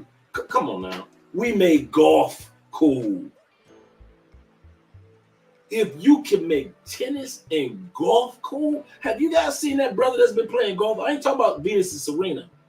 I'm talking about the brother that's been playing tennis the last couple of years. I forget his name. This dude like Michael Jordan on the tennis court. I forget what the brother name is, but he is killing it. And his moves, man, you like, how the he do that? We bring that's hot sauce and that seasoning salt to everything. And there are women out there that appreciate that about us. And you guys have to start accepting that. If I could get more black men to realize that you are a thing, you not just a fetish. There are some that have fetishes for black men. I got you. I'm talking about the ones like Andrea and other women, like the women that like Cardi B, that says, I don't have a fetish. I want to marry a black man. I want my children to be by a black man. I want to learn the culture of my black man. I want to appreciate my black man. I'm not talking about the white girls in Europe that want to smash you one good time. But then there are a lot of good women in Europe that's like, listen, I'm marrying a brother, and that's all it is to it. So do realize, man, you guys are in demand. I really wish that's the brother name. Let me write his name down, bro. Because that brother is killing it. I always see his highlights, but I never get a chance to see who this brother is that's playing tennis that's killing it like that. But that brother, I ain't gonna even lie, man. I'd be so amazed at what he's doing on the tennis court. I never have taken the time out to look up his name. So thank you very much for letting me know what the brother's name. Yeah. The French dude. Yeah, I did know he was French. Yep.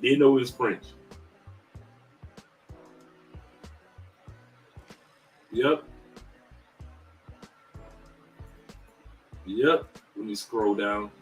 He said, black people, it's a bit too much dwelling on the delusion of no women. We were created to be alone, He said, black pill is a bit too much. Too much dwelling on delusions of no women. Oh, that's what black pill is? Wow. We were not created to be alone.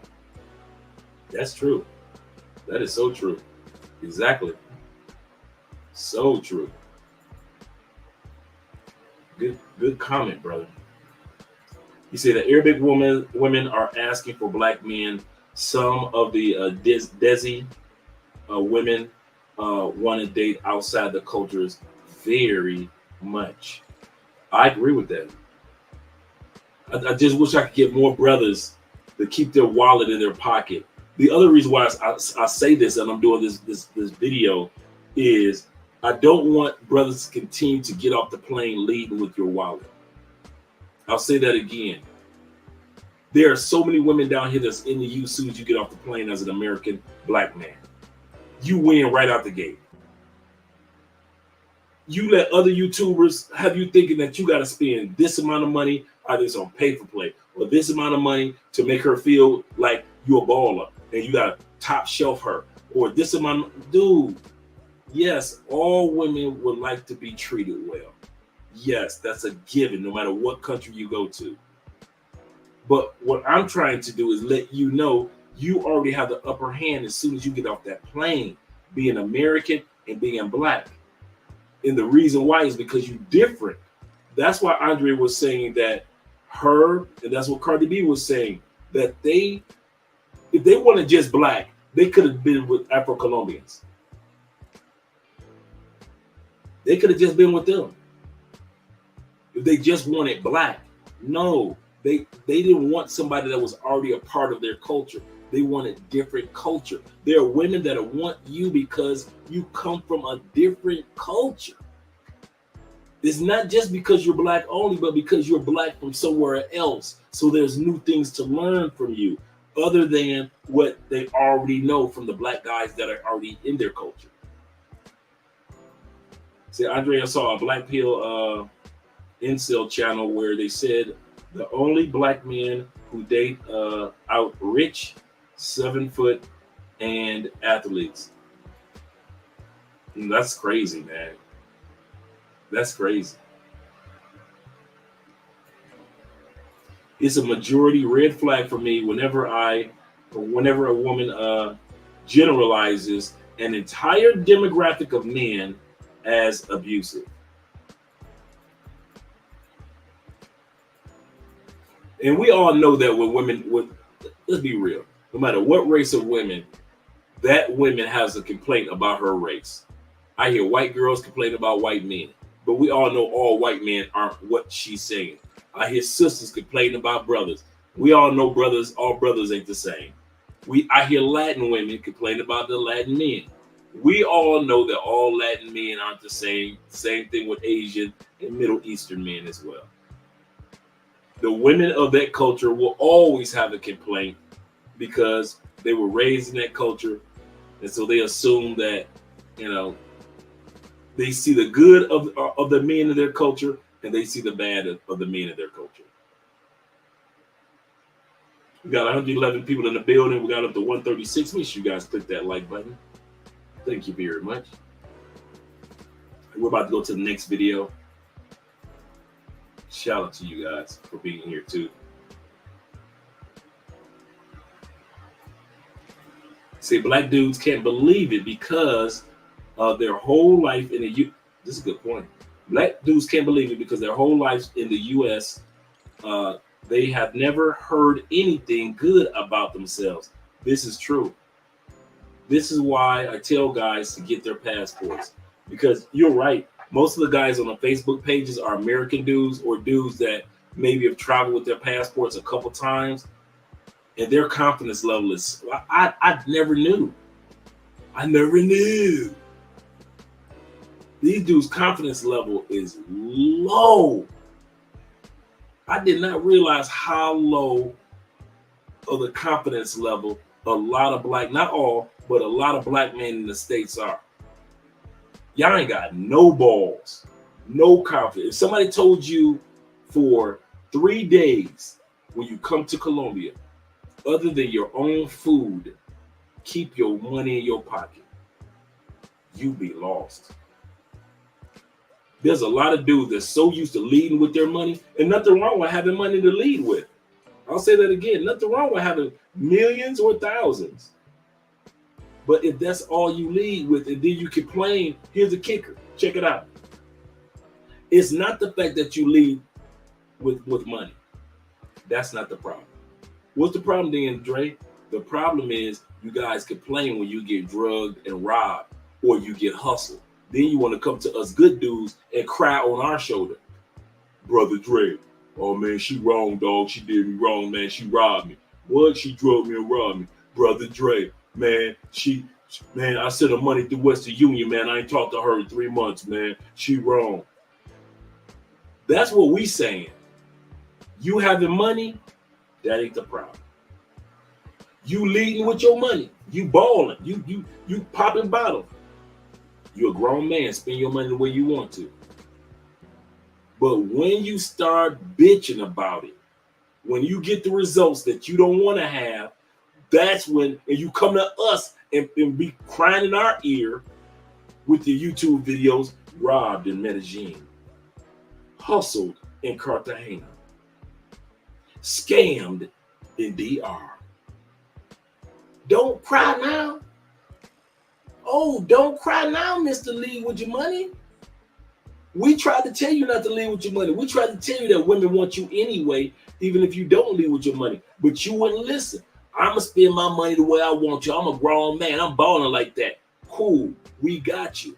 But when everything when everything hits the fan, don't come crying to us like y'all always do.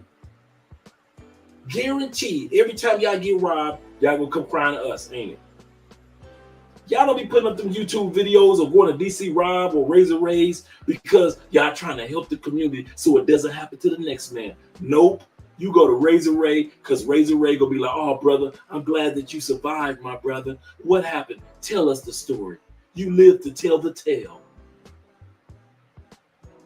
You need somebody to cry to. So if you gonna get robbed, tell the police. Don't tell us. I'm trying to save the next man. No, us good men, we good. I'll say that again.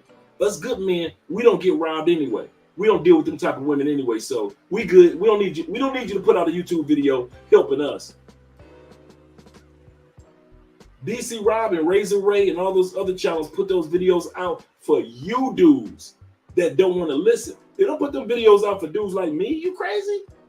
dudes like y'all in the chat, they don't put them videos out for us. They put them videos out for Pookie and Ray Ray that don't want to listen. That don't realize that as a black man, they are already desired. They cannot believe it. That somebody actually wants them for them. As long as you got to be is a good guy. That's all I see. Whenever I see Medellin interviews and you see, well, I'm into American men. What type of American men? I'm into black guys. All over YouTube, I'm into black guys. I'm into, no matter, go to Africa, I'm into black guys. Go to Asia, I'm into black guys. Go to Europe, I'm into black guys. Go throughout Mexico, they're into black guys. Come down here to South America.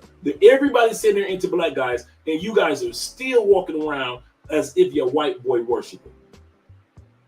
As if, oh, the mighty white boy, I'm not worthy for women to want me as a black man. You should only want the mighty white boy. Shout out to my white brothers, but you know where I'm going with this. We got to stop that, fellas. We got to stop acting like, oh, she automatically should want the white dude, but she shouldn't automatically want me, not me. You got to stop that, man. I mean that one.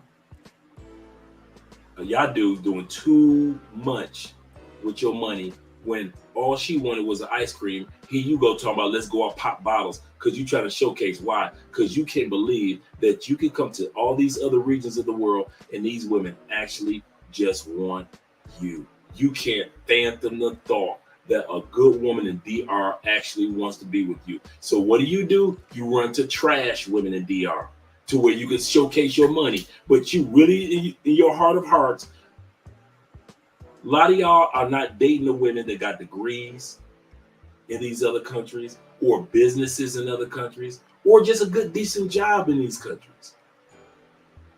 You date the bottom feeders because deep down in your heart, you don't have the confidence as a black man to think that a woman will want to be with you. Why? Because of whatever happened to you in the United States. And so there are millions of black men in the United States that have no confidence. And they think that, and what do? How they hide the fact that they ain't got no confidence? Well, the only reason she with you is for a green card. It ain't that many brothers bringing them back to the States. There are some, but not that many. There's more white brothers that bring them back to the States than black brothers. But everybody will use that excuse.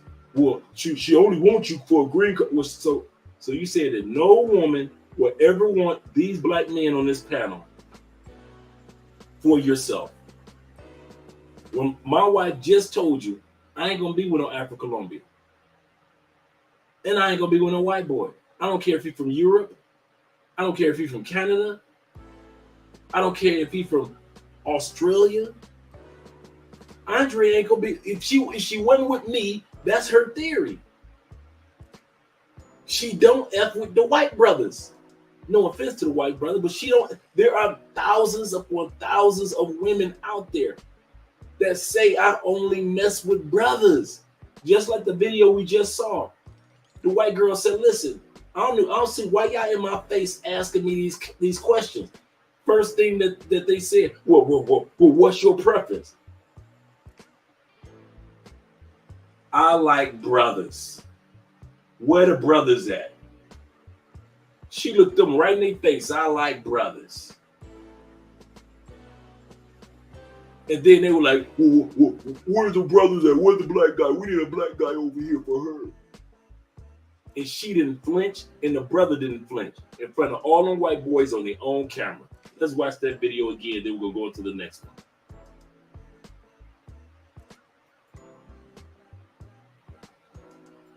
Shout out to Wall Report. I'm gonna come back to you guys' comments as well. We're gonna watch this one more time.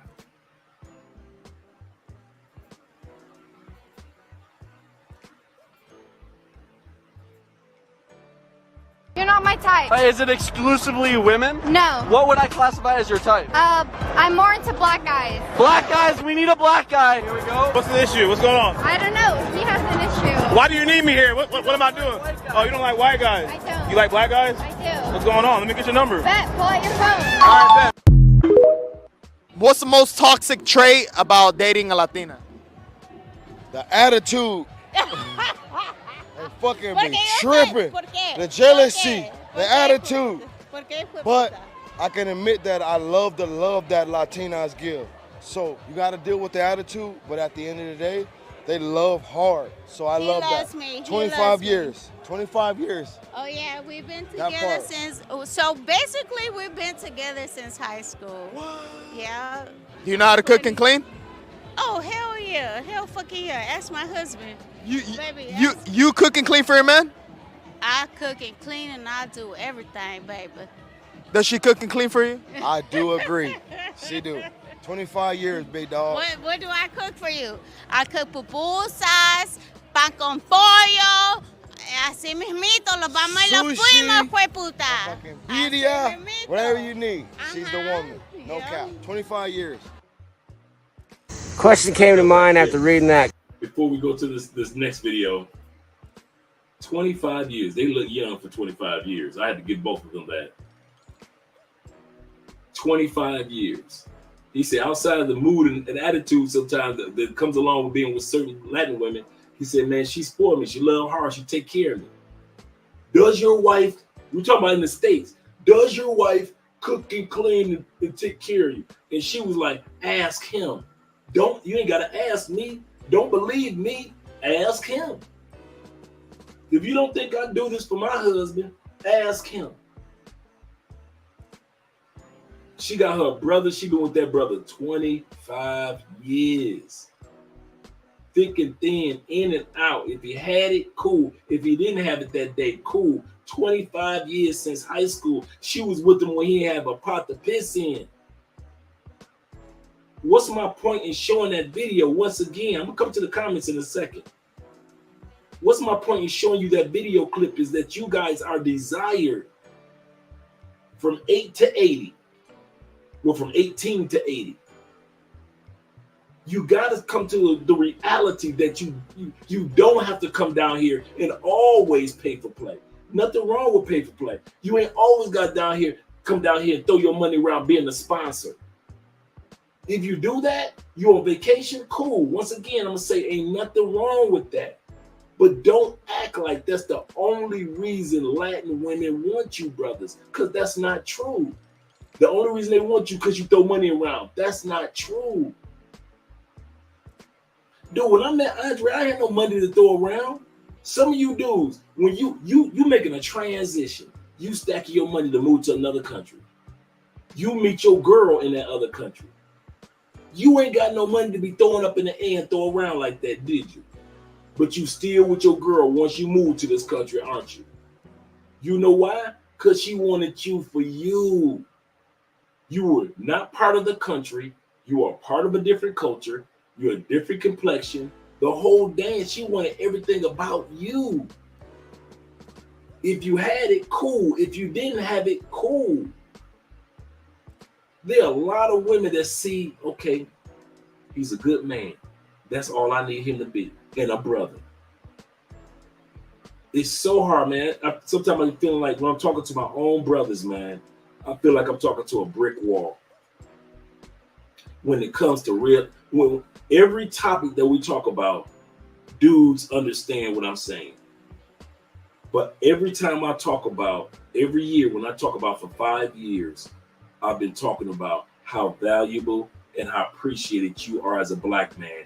And it is like talking to a brick wall. Most black men do not realize how beautiful we are, how wonderful we are, how appreciated we are in other cultures and countries. Why do you think the white man, not the race, well, let's put it like this, not all white men, but the racist man and the racist women in every other country is trying to fight against us brothers of color? Because their daughters, their sisters, their aunts want to be with us. And in many cases, their mama would have been with us, but she was too worried about what society had to say. So she decided to marry daddy, who just so happened to be a lighter Arab brother. But she really wanted her whole life a darker era brother. But she didn't want to rock the boat, so she went on ahead and married their daddy. I'm telling you dudes, man, y'all just do not, me, I know how the world sees me. I don't care about what the few racists have to say in Germany. I don't care what the few racists have to say in France, in Argentina, in Mexico. I don't care about what a few racist people have to say. But the majority, hey brother, I need to talk to you. You're looking rather nice. That's the reception that I usually get. And that's the reception that you deserve to get. Whether you are like Theo in Japan or like Richie in Thailand. You guys have to come to a conclusion. You are desired and appreciated around the world. And if it takes me another 5 years of saying it and bashing it into your head until you finally get it, and you don't have to just lead with your money, I'll continue to say what I need to say for another 5 years. I mean that from the bottom of my heart. Let's go to the comments. Shout out to all you guys here. They say, now y'all might not think one wrong conclusion is terrible, but trust me, it makes such a difference. Because I'm kind of different. Shout out to Theo once again. He said, globally speaking, I have never had a problem dating college-educated women. When I speak the language, I win versus Zaddy 100% of the time. Black men always win. That I can attest to down here in Colombia. Most white dudes, from what I see down here, when they come down here, they're seen as either fetish or they're seen as ATMs. Ooh, he a white zaddy. I'm going to use him for his money. Or, ooh, he a white zaddy. I'm going to use him for his blue eyes or blonde hair. They don't give about them white dudes. Like some do, but a lot of times, man, it's the funniest thing. I got me a white man. It's like, okay. And white dudes will tell you, we all ain't got money like that. Some of us do, but some of us don't. So, yeah. I kid you not, I'm like Theo. Anywhere I went, I've never lost out to white dudes. Like I could be in predominantly white environment. And they're going to be like, Mr. Black Man, I worship thee. Can I have 5 seconds of your time, Mr. Black Man? I ain't never looked at no white dude as my competition in the States or out of the States. Never. Now, economic levels, I realize that those exist. But as far as like, if me and another white dude on the same level, oh no. Competition is none. No offense to my white brothers. I love y'all, but no, y'all ain't my comp. I ain't like me and a white boy. What? Please. Shout out to my brother. He says, always put the 2 and 2 together. Yep. Cebu is in the building. Cebu Travels from the Philippines. He said, I'm confused on the green card argument. Why leave your wife and children in a foreign country? I brought my wife back to the U.S. and there is nothing wrong with that. Me, I don't want to be in the U.S. at all. So me and my wife had that conversation long before she became my wife. But there are those that have very, very successful relationships that have brought their wives back. I can't do it. Hats off to you, Cebu. But I didn't want to be in the States for the States, not because I don't want to take. See, Cebu, there are some guys that as you and I know, there are some husbands that don't want to take their wives back to the States because she'll become Americanized and she'll get corrupted. I got you. That ain't me. I didn't take my wife back to the States because I didn't want to be in the States. It had nothing to do with Andrea. This decision was made long before Andrea came into my life. So when she came into my life, that discussion of we'll be visiting the States, but living like years?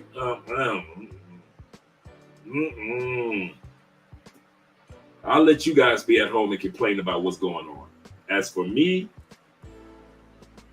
no, can't do it. Can't coach with them. Can't play with them. Wall Report says, he said, or believing these American hymns under the misguided belief that they would actually know and tell brothers the truth about how people, and I'm just going to add to that, about how women in other cultures desire us. I'm going to say this in paraphrase of what Wall Report was saying. Shout out to you, Wall Report, again. Don't expect sisters to tell you how much white girls really want you. Don't expect sisters to tell you how much Asian women want you. And you better not expect sisters to tell you how much Latin women want you. They won't even tell you if a light-skinned girl like you compared to the dark-skinned girl.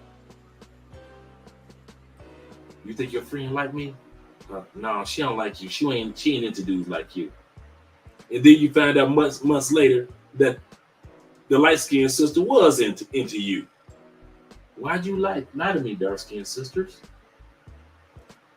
So they're gonna lie among our own sisters to keep you unhappy, brothers. So when it comes to other women of other culture, you think black women gonna tell you the truth? That you are desired? You really think black women gonna tell you that you are desired around the world? Black mothers don't even tell their sons that you are gonna grow up and be desired. Okay, when was the last time that any of y'all growing up, I know I hadn't, shout out to my mom, love her, even though she's passed on. When was the last time that you guys heard, listen, son, I know it's police brutality out there. I'm going to teach you how to deal with the cops. I know there's racism out there, but I'm going to teach you how to handle racism. But despite all you'll see, the women are going to want a man like you. Our mothers don't talk to us like that. They tell us about look out for police brutality. They tell us about racism, but they do not tell us that women around the world is going to desire a man like you. I know I didn't hear that. I had to learn that in my 50s. I'll say it again. I had to learn that aspect of being a black man and being desired in my 50s. Now, was I desired when I was with other cultures in the United States? Yeah. But to know that I'm desired or as a black man on a global scale was in my 50s. I just thought that, everybody from other cultures wanted me in the States. Well, Asian girl want me. The little Latin girl want me. The little white girl, she want me. But I'm just thinking about the United States. I'm not thinking that I am a person that's desired by a certain group of women of other cultures globally. That was the part that I didn't realize. Until I got my passport and I was like, what? They want dudes like me and dudes like my brothers in this chat around the world? Sisters are not going to tell you the truth about that. He said, here's the truth. I think I read that one. He said, here's the truth.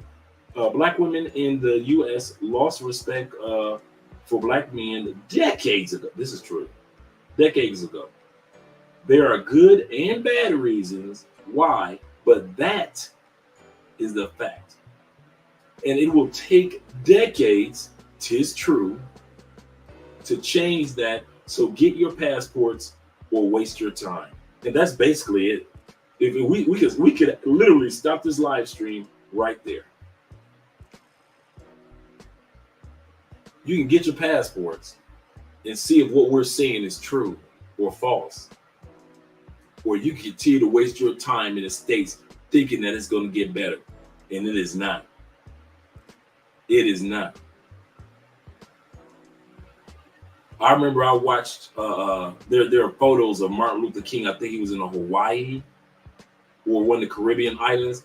If I was one of his boys, I'd have took Martin. Bruh, go on stay in the Caribbean. Go on stay in Hawaii, bruh. It ain't gonna get no better. Stokely Carmichael, the inventor of Umgawa Black Power, the Black Power movement. I'd have told Stokely, you from the Caribbean? Go on back home, bruh. It ain't gonna get no better. I'd have told all the Black Panthers, bruh, y'all might as well I know y'all helping the kids. When y'all done helping the kids, go and get y'all passports, bruh. It ain't gonna get no better. Okay, I just named Stokely Carmichael, Martin Luther King. I'd have told Malcolm, you got your passport. You might as well go ahead and grab your kids and you stay on up out of here too. And the Black Panthers. Since Martin, Malcolm, Stokely Carmichael, and the Black Panthers, has it gotten better? Oh, we've made more money. Yes, in that aspect, we've got a little bit more political pull. Yes. But has it really gotten better for us as a community? Nope. So when we say it ain't gonna get better, it's gonna take decades. Y'all got decades to blow? Oh, all you do is this in your 30s. You telling me that by the time you hit 60, it's gonna be better. All you do is this in your 20s. All you Austin Halamites. I'm your only friend. All you Austin Halamites. By the time you hit 42, do you really think that the relationships that are taking place, no matter what culture in the United States, are going to get better? You lying to yourself. Just like the brother said, bruh, get your passport or waste your time. When I be hearing YouTubers talk about, well, y'all talking about getting passport, you telling me you could, all these millions of women in the United States, you couldn't find the one. I know I'm tired of finding. I'm tired of trying to hunt them down. When all I got to do is get a passport and I can already land in a country such as the Philippines with women of tradition. I can land in Thailand, a country that's known for smiles. I ain't gotta ask a sister to smile. I ain't gotta ask a white girl to smile. I'm going to a country of smiles. That hunting year in, year out, day after day, because this is the part that they don't realize about us men. Once we stop just being on smash mode and we get serious, a lot of women in the States don't cut the bill. I'm gonna say that again. Don't fit the bill. As long as we are on smash mode, oh, yes, ma'am. Oh, you too. Oh, you got twins? Come on with me. As long as it was to smash women and we went through that smash phase, oh yeah, America was perfect. Oh man, you talking about perfect? Every color, complexion, race, America's perfect. If you a dude that just want to get your smash on, bruh, stop me when I'm lying. From high school all the way to the rocking chair, America is perfect for just smashing. But then when it's time to get serious, man, you got some hunting to do. You got some hunting to do. Yeah, it's a good country to get your smash on. There's some good women there, but it's so hard to find the good ones, bruh. And women be swearing, is it that hard? Yes, it's that mother hard. It's not that hard. It's millions of us. And it ain't that many among the millions. You mean I gotta sift through millions just to get to a couple thousand? Man, no. You gotta go through millions of women that's telling you, I want a man over 6 feet. I'm gonna say this again. This is just an example. They expect you to stay in the country, just this one example, to be in a country of women that are telling you, no matter what race, color, creed, I want a man, he need to be over 6 feet. Statistics already told her less than 14% of men in the world over 6 feet. So if you walking up to an American woman at 5'10", you telling me that you're going to always fantasize about 6 feet is why you with me and I'm 5'10". So your fantasy dude was always a 6-footer, but since I'm 5'10", you just tolerating me? When all you dudes got to do is get a passport, fly to a country where the women are like Andrea, 5'5", 5'4", 5'3", and they don't really trip on you being short or tall. Yes, women like Andrea love a tall dude, but they ain't tripping on you like they do in the States. Man, just like this brother said, you can get your passport, you keep on being in the States pretending like it's gonna change. Ooh, child, things are gonna get easier. Ooh, child. Things are get no, it ain't gonna change, bro. Cortez says, he said, but they lied. They said black men don't stay married to non-black women. Those are the longest relationships I see in person. Yep.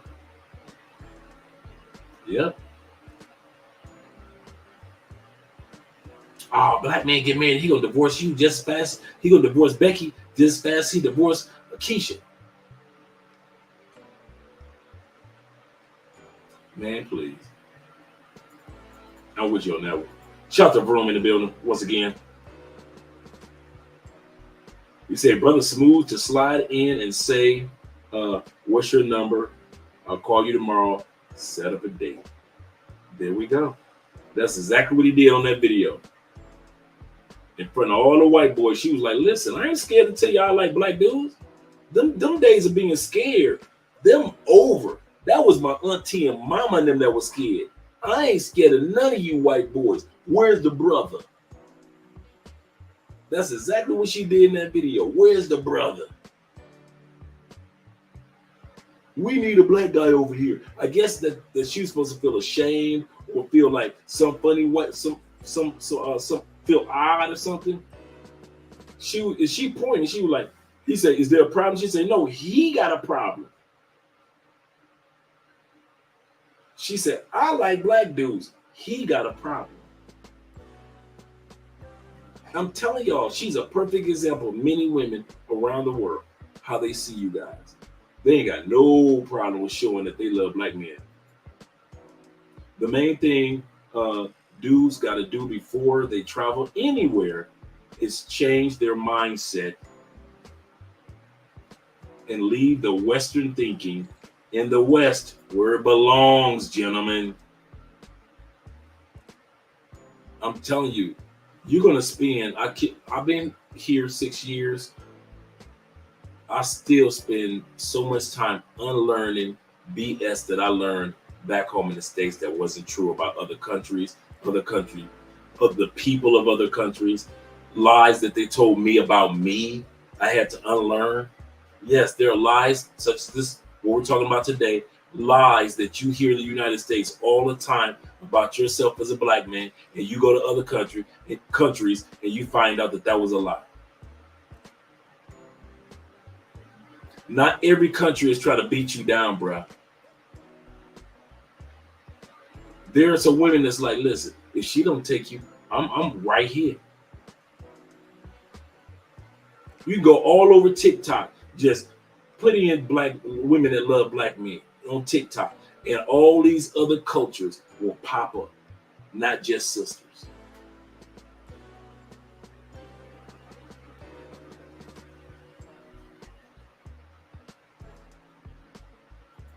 He said, Andre, could you give me a referral and vouch for me that I can register for the Black Manosphere Conclave? I'm going to pull that up right now, so that you don't know me from a can of paint. Thanks in advance. I don't think you need me as a referral. Black Manosphere Conclave. Let us see. Let's pull this up. Let's ask Theo. I don't think you need me as a referral per se. Let's go to the website. And it's not a top notch. It's not about knowing you or not. I have no problem with that. But let me just make sure if you even need one.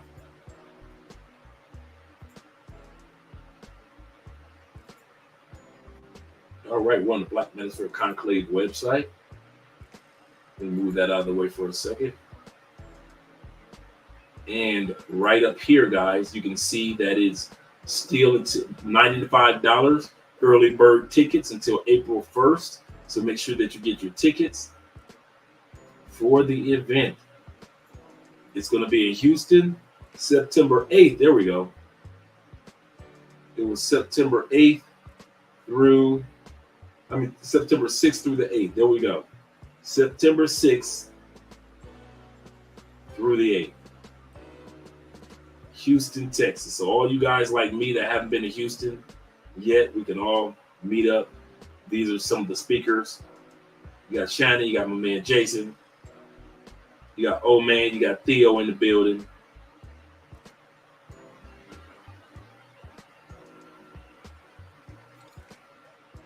All these good brothers. Carnell's in the building.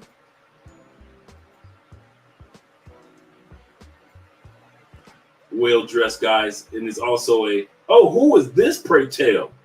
Who is this brother that's going to be there? Brother Andre is going to be there. So I'll be there as one of the speakers.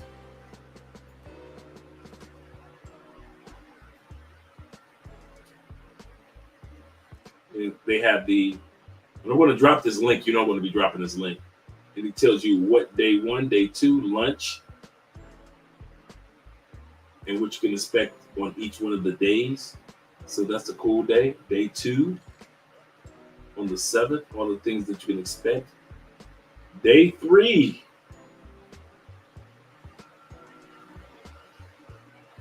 So yeah. So I want to drop this link. Make sure that you guys also become members of the Black Manosphere Conclave, because they have a Zoom meeting also once a month among the brethren, just talking about some things that could be done to improve the black male community. I was part of the meeting today. It was really good.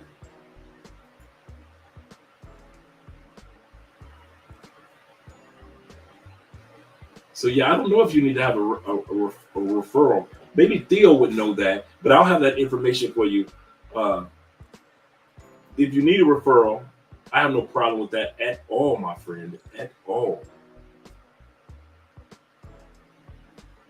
But as far as I know, from all the guys that have purchased tickets thus far, quite a bit.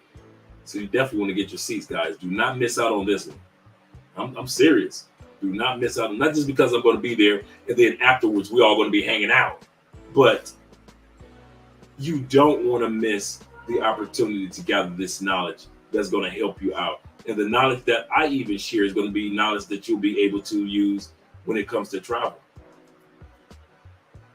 and relocating. So you definitely want to be there. Since society has told brothers we wasn't ish. He say, but the other, yeah. That's so true, brother. So true. So make sure you guys take advantage of Conclave information. But if you need a referral, I got your back, brother. Don't feel like I don't. He says society has told us that we wasn't ish, but the ladies say otherwise. That's true. Look alive, gents. You are valued. Yeah, man, bruh. If I could just get that through y'all heads. Man, these bruh, I be seeing it all the time. The brothers that I be seeing with the good women down here, no matter what color, I'm never surprised. I have not one time have I been surprised here in Cali, Colombia, and I've seen you good brothers with a good woman, and I was like, but why she with him? Never, ever, not one time. And most of you guys usually pull up on me with a good woman. Every once in a while, dudes try to pull up with me with something, and you're like, what is that? But most of the time, you guys pull up with some really, really nice ladies, very feminine, very friendly.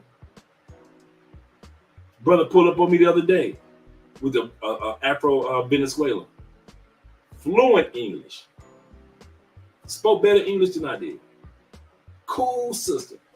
And she was a very attractive young lady. Good couple. That's how y'all usually pull up on me. That's how y'all usually put up on me. I usually pull up with a quality woman on your arm. And hey, Dre, I just want to say thank you for everything, bro. I was watching your videos, blah, blah, blah, blah. And y'all, and I'd be so happy for y'all. Because y'all didn't fall into the stereotype of thinking that you just had to come down here and throw money in the air.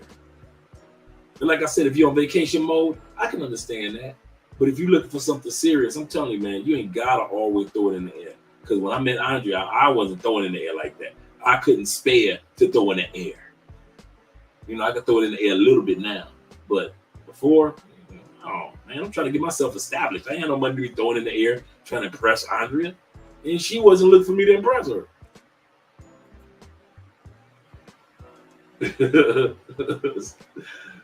Shout out to Timothy. Timothy says she ain't got to be a yellow Latina. Yet one of the baddest I ever saw is Rosalind Sanchez. Rush Hour.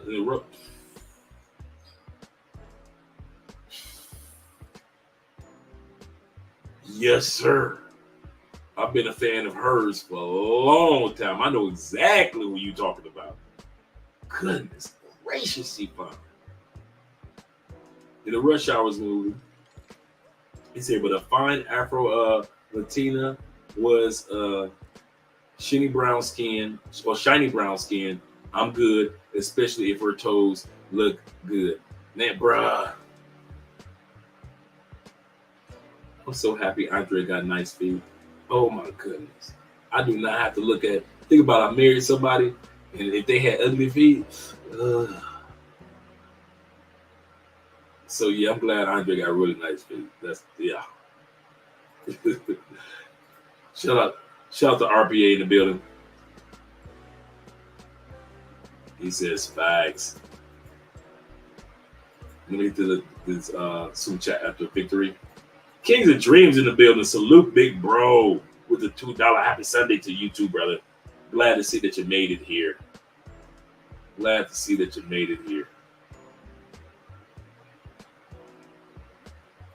Yep, you ain't ish, just like your daddy. That's what we've heard. And when you're in the States, you don't realize how much it impacts you because you either just dating sisters for the most part, or you're dating, even if you're dating others, you're dating others in the States. So you're like, oh. And then when you leave the States and you start realizing how desired you really are, and you ain't even opened up your wallet yet. And you like, oh, okay. I'll take this. The only advice that Andrea really gives to share with you guys, she just says, be patient. you're not going to find the one that you want to hang out with. I ain't talking about marry, just hang out with the first 15 minutes that you come to Colombia. She said, just take your time, just be you. If you meet somebody on this trip, cool. If you don't, cool. Some dudes are trying to live out the... It's too many of us trying to live out the last man's fantasy. Your boy came down here, he smashed 3 chicks in Cartagena off the streets. Another partner came down here, he went to the strip club, he ran through 15 in the strip club. Another one ran through some brothels. And so you think that you gotta come down here and run through, or you doing something wrong. No, you don't gotta do it for nobody.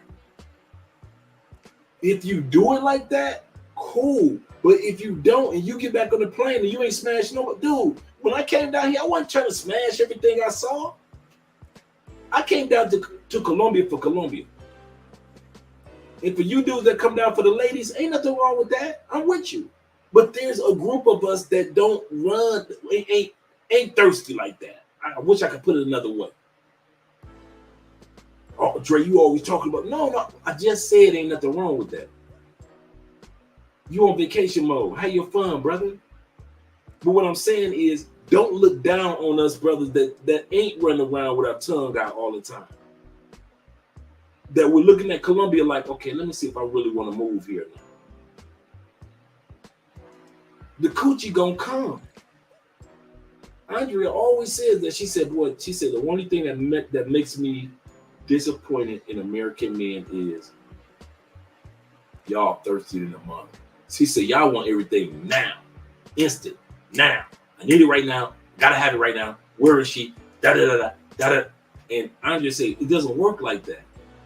And so what do? You run the paper play. And then what happens? Somebody get deleted, and the rest of the world, at least the United States, every female and male in the United States, what do? I told y'all passport bros. I told you expats going to them countries, messing with them foreign women. I told you it wasn't gonna work out. Look at her. You're dead now. Look at you. All we do is fuel the fire for them to have something in the States to talk about. When we do something stupid like being impatient. Some of you dudes come down here, like I always say, most dudes get drugged within the first 2 to 3 days of their trip or within the last 2 to 3 days of your trip. All the time. Every time. Your first couple days or your last couple days, you get drugged. Even you experienced dudes. Gotta slow it down, fellas. We gotta slow it down. Shout out to Theo once again. Theo Waff. He said Theo Waff's mom was white. She took me over to the side and directly told me that black men were numero uno. Shout out to Theo and mom. Oh, he said Theo Waff, my mom. I thought he said Theo's mom. But he said, Theo, my mom was white. She took me over to the side, which black mothers don't do, and directly told me that black men were number one. I don't know too many brothers, even my black friends, that said, well, you tripping, man. My mom always told me I was number one. In sports, yeah. Baby, you can be whatever you want to be in life, yeah. But as far as like me as a black man, ain't too many of my partners or myself heard that from our sisters, our mom. We ain't never heard that. Now, you know the first person that ever told me or showed me appreciation of who I was as a black man was not a sister. And I mean from my family members on down. It was a white woman. She told me I was beautiful, that I was dating. I was maybe like 22, like a year before I went to the feds. And she said, Wendy, first girlfriend, she said, you are such a beautiful man. Beautiful. You're such a beautiful man. And I'm so glad you are on this earth.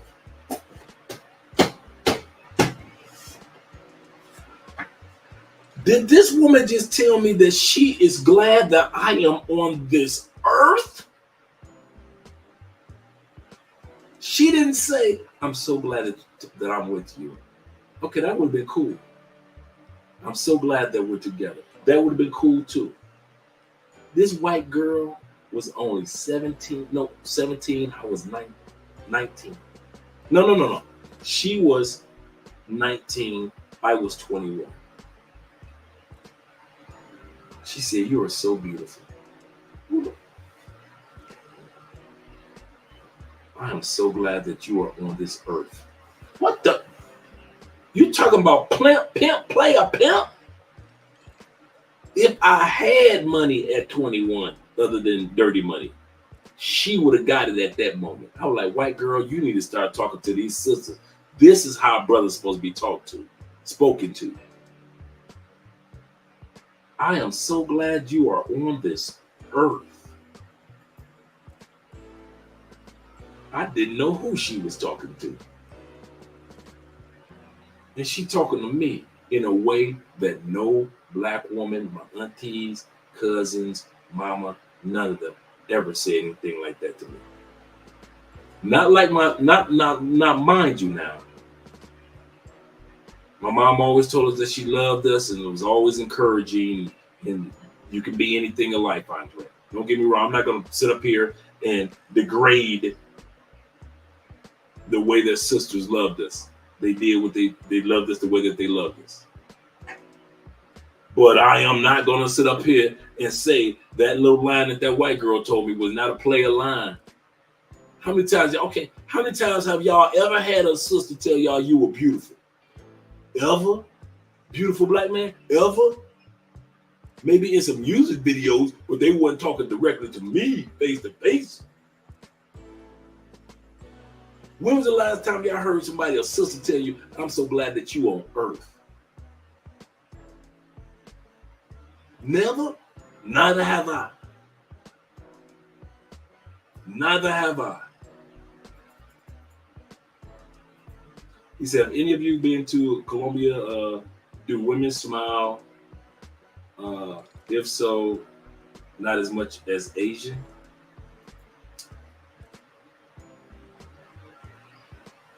Colombian women smile a lot, but I don't think they smile as much as women in Asia. I can agree with that. He said, I searched for a wife. He said, I searched for a wife in the United States for 3 years, 3 años. I went overseas and found one.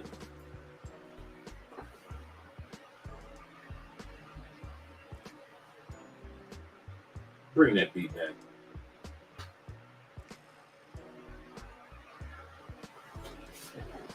This man says, and I can confirm that. I can put my stamp of approval on that because I basically was ready to marry Andrea probably 6 months after we were serious. We got married in the first year. See, the older and mature that you are, the more you stop playing stupid. You know what type of woman you need in your life and you want for your life. See, when I hear women talk about, on Kevin Samuels, I watched one of old Kevin Samuels last night, right? And the female was with her man for 4 years. Kevin said, how long you was with him? 4 years. And he ain't asked you to marry him? She said, nah, you ain't the one. And a lot of us are like that. We'll keep a female because we like her. She good people. Hey, Mikey, he likes it. She good people. But you know you ain't gonna put no ring on it. No time to. So come on, guys. Some of you guys are laying next to, listen to this live stream, laying next to a female right now that you know you are not gonna put a ring on it. You've been with her for what, 8 years, 9 years? She was with you when you went to jail, when you were fighting cancer. She had 2 of your kids. She sat back and moved 3 states with you, and you ain't put no ring, because you ain't gonna put no ring on it. And if you do, usually y'all be tired like, oh, yeah, she 43, I'm 47, I might as well go ahead. Anytime you marry somebody because you might as well go ahead and do it. We've been together, the kids are grown, We've been together 16 years off and on. I might as well marry her. Like you doing her a big favor. Bruh, you lying to yourself, bruh. You ain't gonna marry that woman. Dre, you don't know me. I know men. The older we get, the more we're like me and Sabu. It don't take us long to know. Oh, that's the one right there. Yeah, that's that one. He could have been in the Philippines and dated all these other women in the Philippines, but while he was doing it, all of a sudden he met the one. Oh yeah, that's the one. Yeah, I ain't got no. Oh yeah, I've been with a lot of these other Filipino women. They weren't the one, but that one, yeah, that's the one right there. Oh yeah, that's the one. Same thing with me in Colombia. I had Colombia, dude. Your brother was getting it in. When I met Andrea, it was almost like the dog ears went up. Like a Doman picture. And then I sat back and I was like, am I seeing what I think I'm seeing? What I'm seeing? Fit, yeah, feminine, friendly, supportive, submissive, traditional, attractive.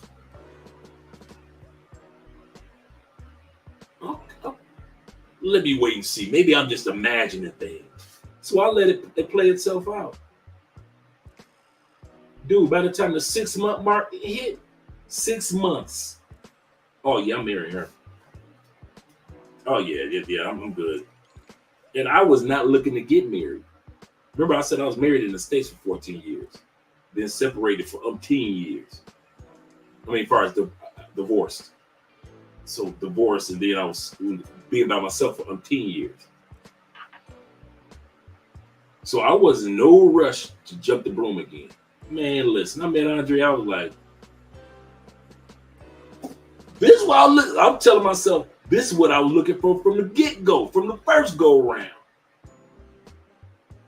This is what I was looking for from the first person I married, who was a good person, really good person. My point in this rant was this. It don't take us grown men long to know if that's a good woman or a woman that ain't for us. Okay. How many of y'all know if you can smash a chick within about 3 or 4 seconds? I can smash her. I might have to work to get her. I can't. I don't think I can get that one. But I can get that one. The older you get, you notice immediately just from energy. Oh, there are those of us, a woman can have her back to us. Nah, I don't think I can smash that one. But I can smash that one, and I can smash that one. Your spidey senses as a man get so good the older you get. All that waiting around and maybe if she's my type or no, the older you get, you know your type, you know the energy in the universe that's your type. You're like, she's got my energy, she doesn't, she doesn't, she doesn't, she does, she's got my energy, she's got my energy, and she's got my energy. It only take us older dudes. We know who we can go with home with that night, and we know who we want to carry over the threshold. It don't take us long. It don't take us no 4 years. If you see me with Andrea for 4 years, she ain't the one. If you see me with Andrea for 2 years, she ain't the one. Older dudes know immediately what type of I'm gonna give her a chance. I'm gonna just smash her. I ain't about to waste my time. The older you get, your spidey sense gets so alert that everything happens in slow motion. I can smash her, not her, and her. Both of them. It just happens in slow motion so fast. And like 90, am I lying? 90% of the time, I'm gonna put a 1 in the comment. I want to hear what you brothers got to say. Put a 1 in the comment if I'm lying. Put a 1 in the comment if I'm telling the truth. That the older you get, your spidey senses get so alert that in milliseconds you can tell who you can smash and who you can't smash. And most of the time you're right. It's very rare the older you get that you don't smash that. You know who you get their number from. Come on. Put a 1 in the comment section if you're a brother just like me. It don't take long for you to know who the one is. The one for that one night, the one who you want to get to know, the one that you might want to marry. It don't take us long at all, dude. So when my brother said, when he sat back and said, I got mine in 3 months, I can see that. I know I ain't the only one. I know I ain't the only one. Dude, everything just in slow motion.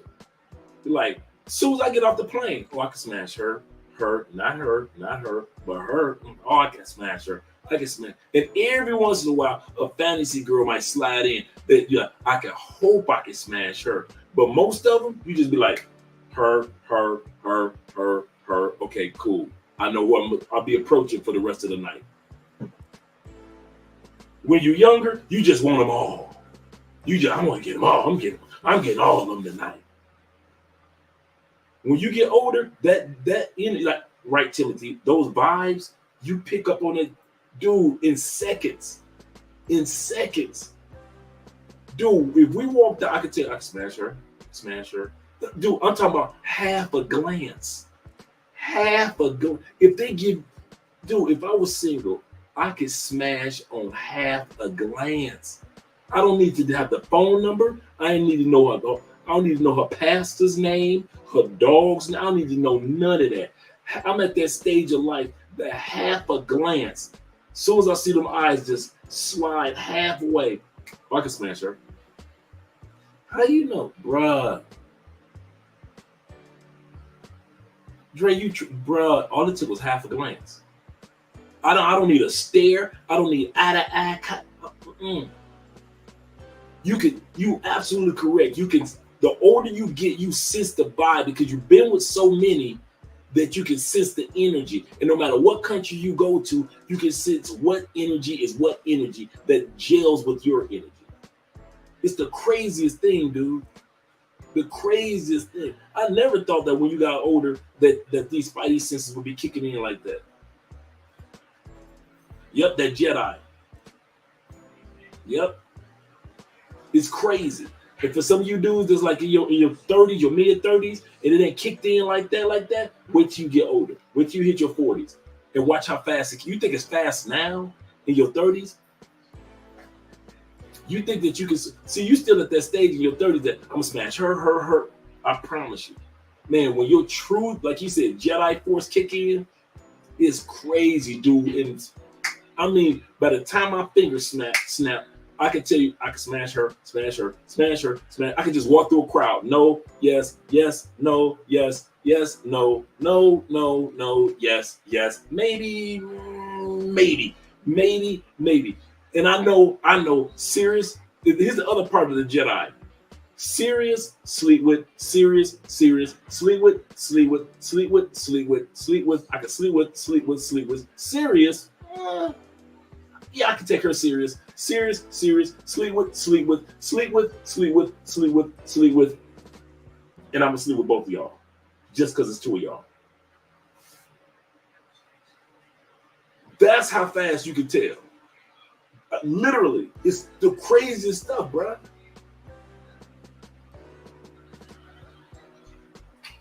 He ain't lying. So when he sit back, he said, man, dude, it don't take me a couple months to find my wife. I'm 100% with you on that one, brother, because that's all it took me.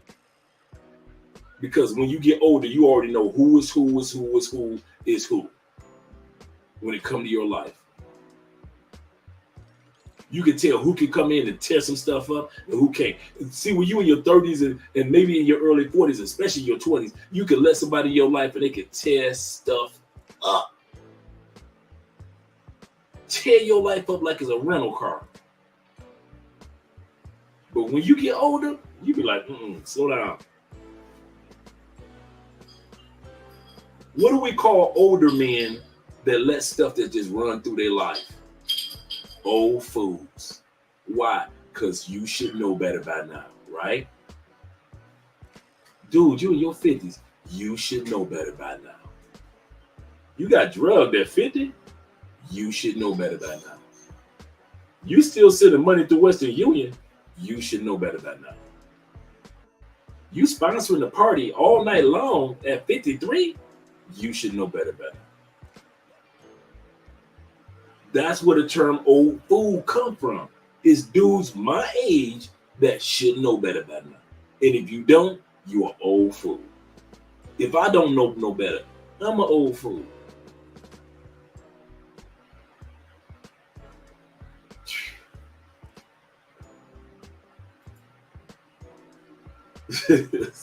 He said, will I bring my extra large, my Magnum extra large with me? Yeah, bring you some. They ain't got them like that down here.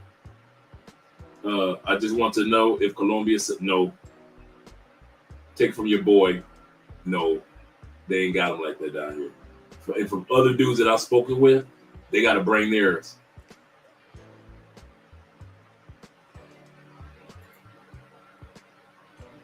He said, if you go to Medellin especially, pay attention to your attire, true.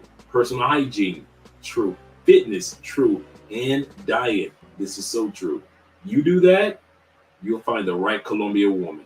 Notice he used singular, not plural. Not the right Colombian women. Now, if you're looking for women, if you do this into a relationship, having more than one woman, nothing wrong with that. And I'll say it again, nothing wrong with that. But if you do this looking for that one woman, yeah, you can find it. He's not lying. Even in Medellin. Serious, Timothy. He said the audio sounds funny, Drake. Does it? Am I too close? Maybe I should lean back. Let me see. ABC 1, 2, 3. It sounds all right to me. Maybe I should lean back. Or maybe I bring it down some. That may help out a little bit. Being too high. Let me bring that because I forgot to turn Andre's mic all the way down. That could help. Could be my voice bouncing off for Andre's mic too.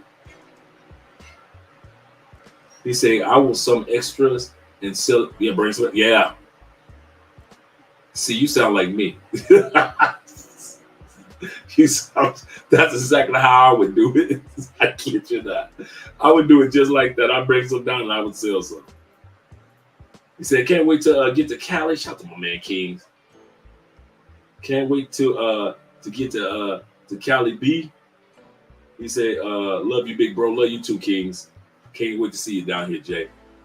Countdown. Shoot, Austin will be here tomorrow. Shoot. I'll be picking him up from the airport, so Austin Holloman will be here tomorrow. Hanging out. So yeah, I gotta pick him up from the airport. I'm about to end this live stream. We've been together for 2 hours and 49 minutes, gentlemen. I hope this topic was fruitful for you guys. We got 103 people still left in here. Make sure you click that like button on the way out. And you know I got to give you guys a great outro. He says, sounds far away. Okay, is that better? What's that's better? Sounds like you had a cocktail party. So I'm going to have to listen to myself. Hold on for a second.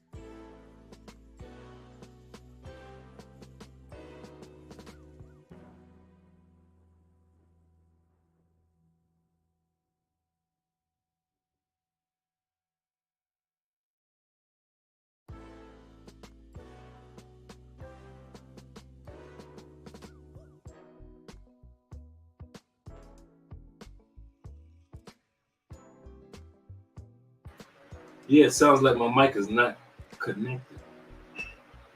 Well, since I'm about to end the live stream anyway, guys, thanks for letting me know. But you still ask for that word of the day, aren't you? Ask for that word of the day. I don't have the word of the day with me. I won't even lie. But I appreciate the fact that you asked. I won't even lie. I will laugh at Umar Johnson if he saw him in person. For real. Shout out to Austin. Yes, sir. Yeah, he'll be here tomorrow. So I'll get some rest, chill, hang out with your girl Andrea. And then tomorrow I'll be picking up your boy Austin from the airport. Oh yeah, we gotta come with the gray skirt. I got you, Timothy. Let's go.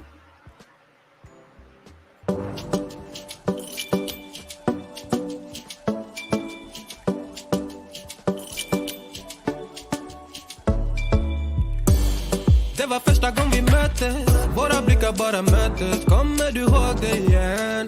Kommer du ihåg igen? Du vill ha ice and little fingers. Då du vet det chalas. All in, ingen broms, schackmatt på din vänster hand. Du är så viktig baby. Ja, du är allians. Du är försiktig baby. Men du gav mig en chans. Det är 50-50 baby. Men det är balans. Jag växlar upp med dig baby. Ingen annan. Det var fan ingen dans på någon ros innan jag träffade någon som det. Som dig baby. Det var fan ingen dans på någon ros innan jag träffade någon som det. Du är mitt liv baby. Aldrig titta på någon annan. Varför du med annan? Fan var med mig baby. Aldrig lita på någon annan. Finns ingen annan jag vill ha min chakarinna. Låsa och säg ingen sinna.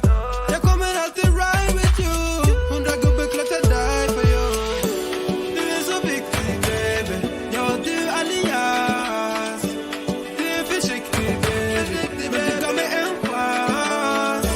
Det är 50-50 baby. Men det är balans. Jag växlar upp för dig baby. Ingen annan. Det var fan ingen dans på någon ros innan jag träffade någon som det. Du är mitt liv baby.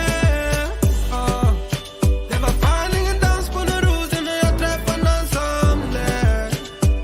Du är mitt liv baby. Visa mig vart du finns. Vi kommer väl till min city. Nej, jag vet att det finns. Kom då, det är bra lives and all nights, yeah. Jag vet inte om jag ni kör det. På en social smuggler. Jag tvivlar det. Visa mig vart du finns, yeah.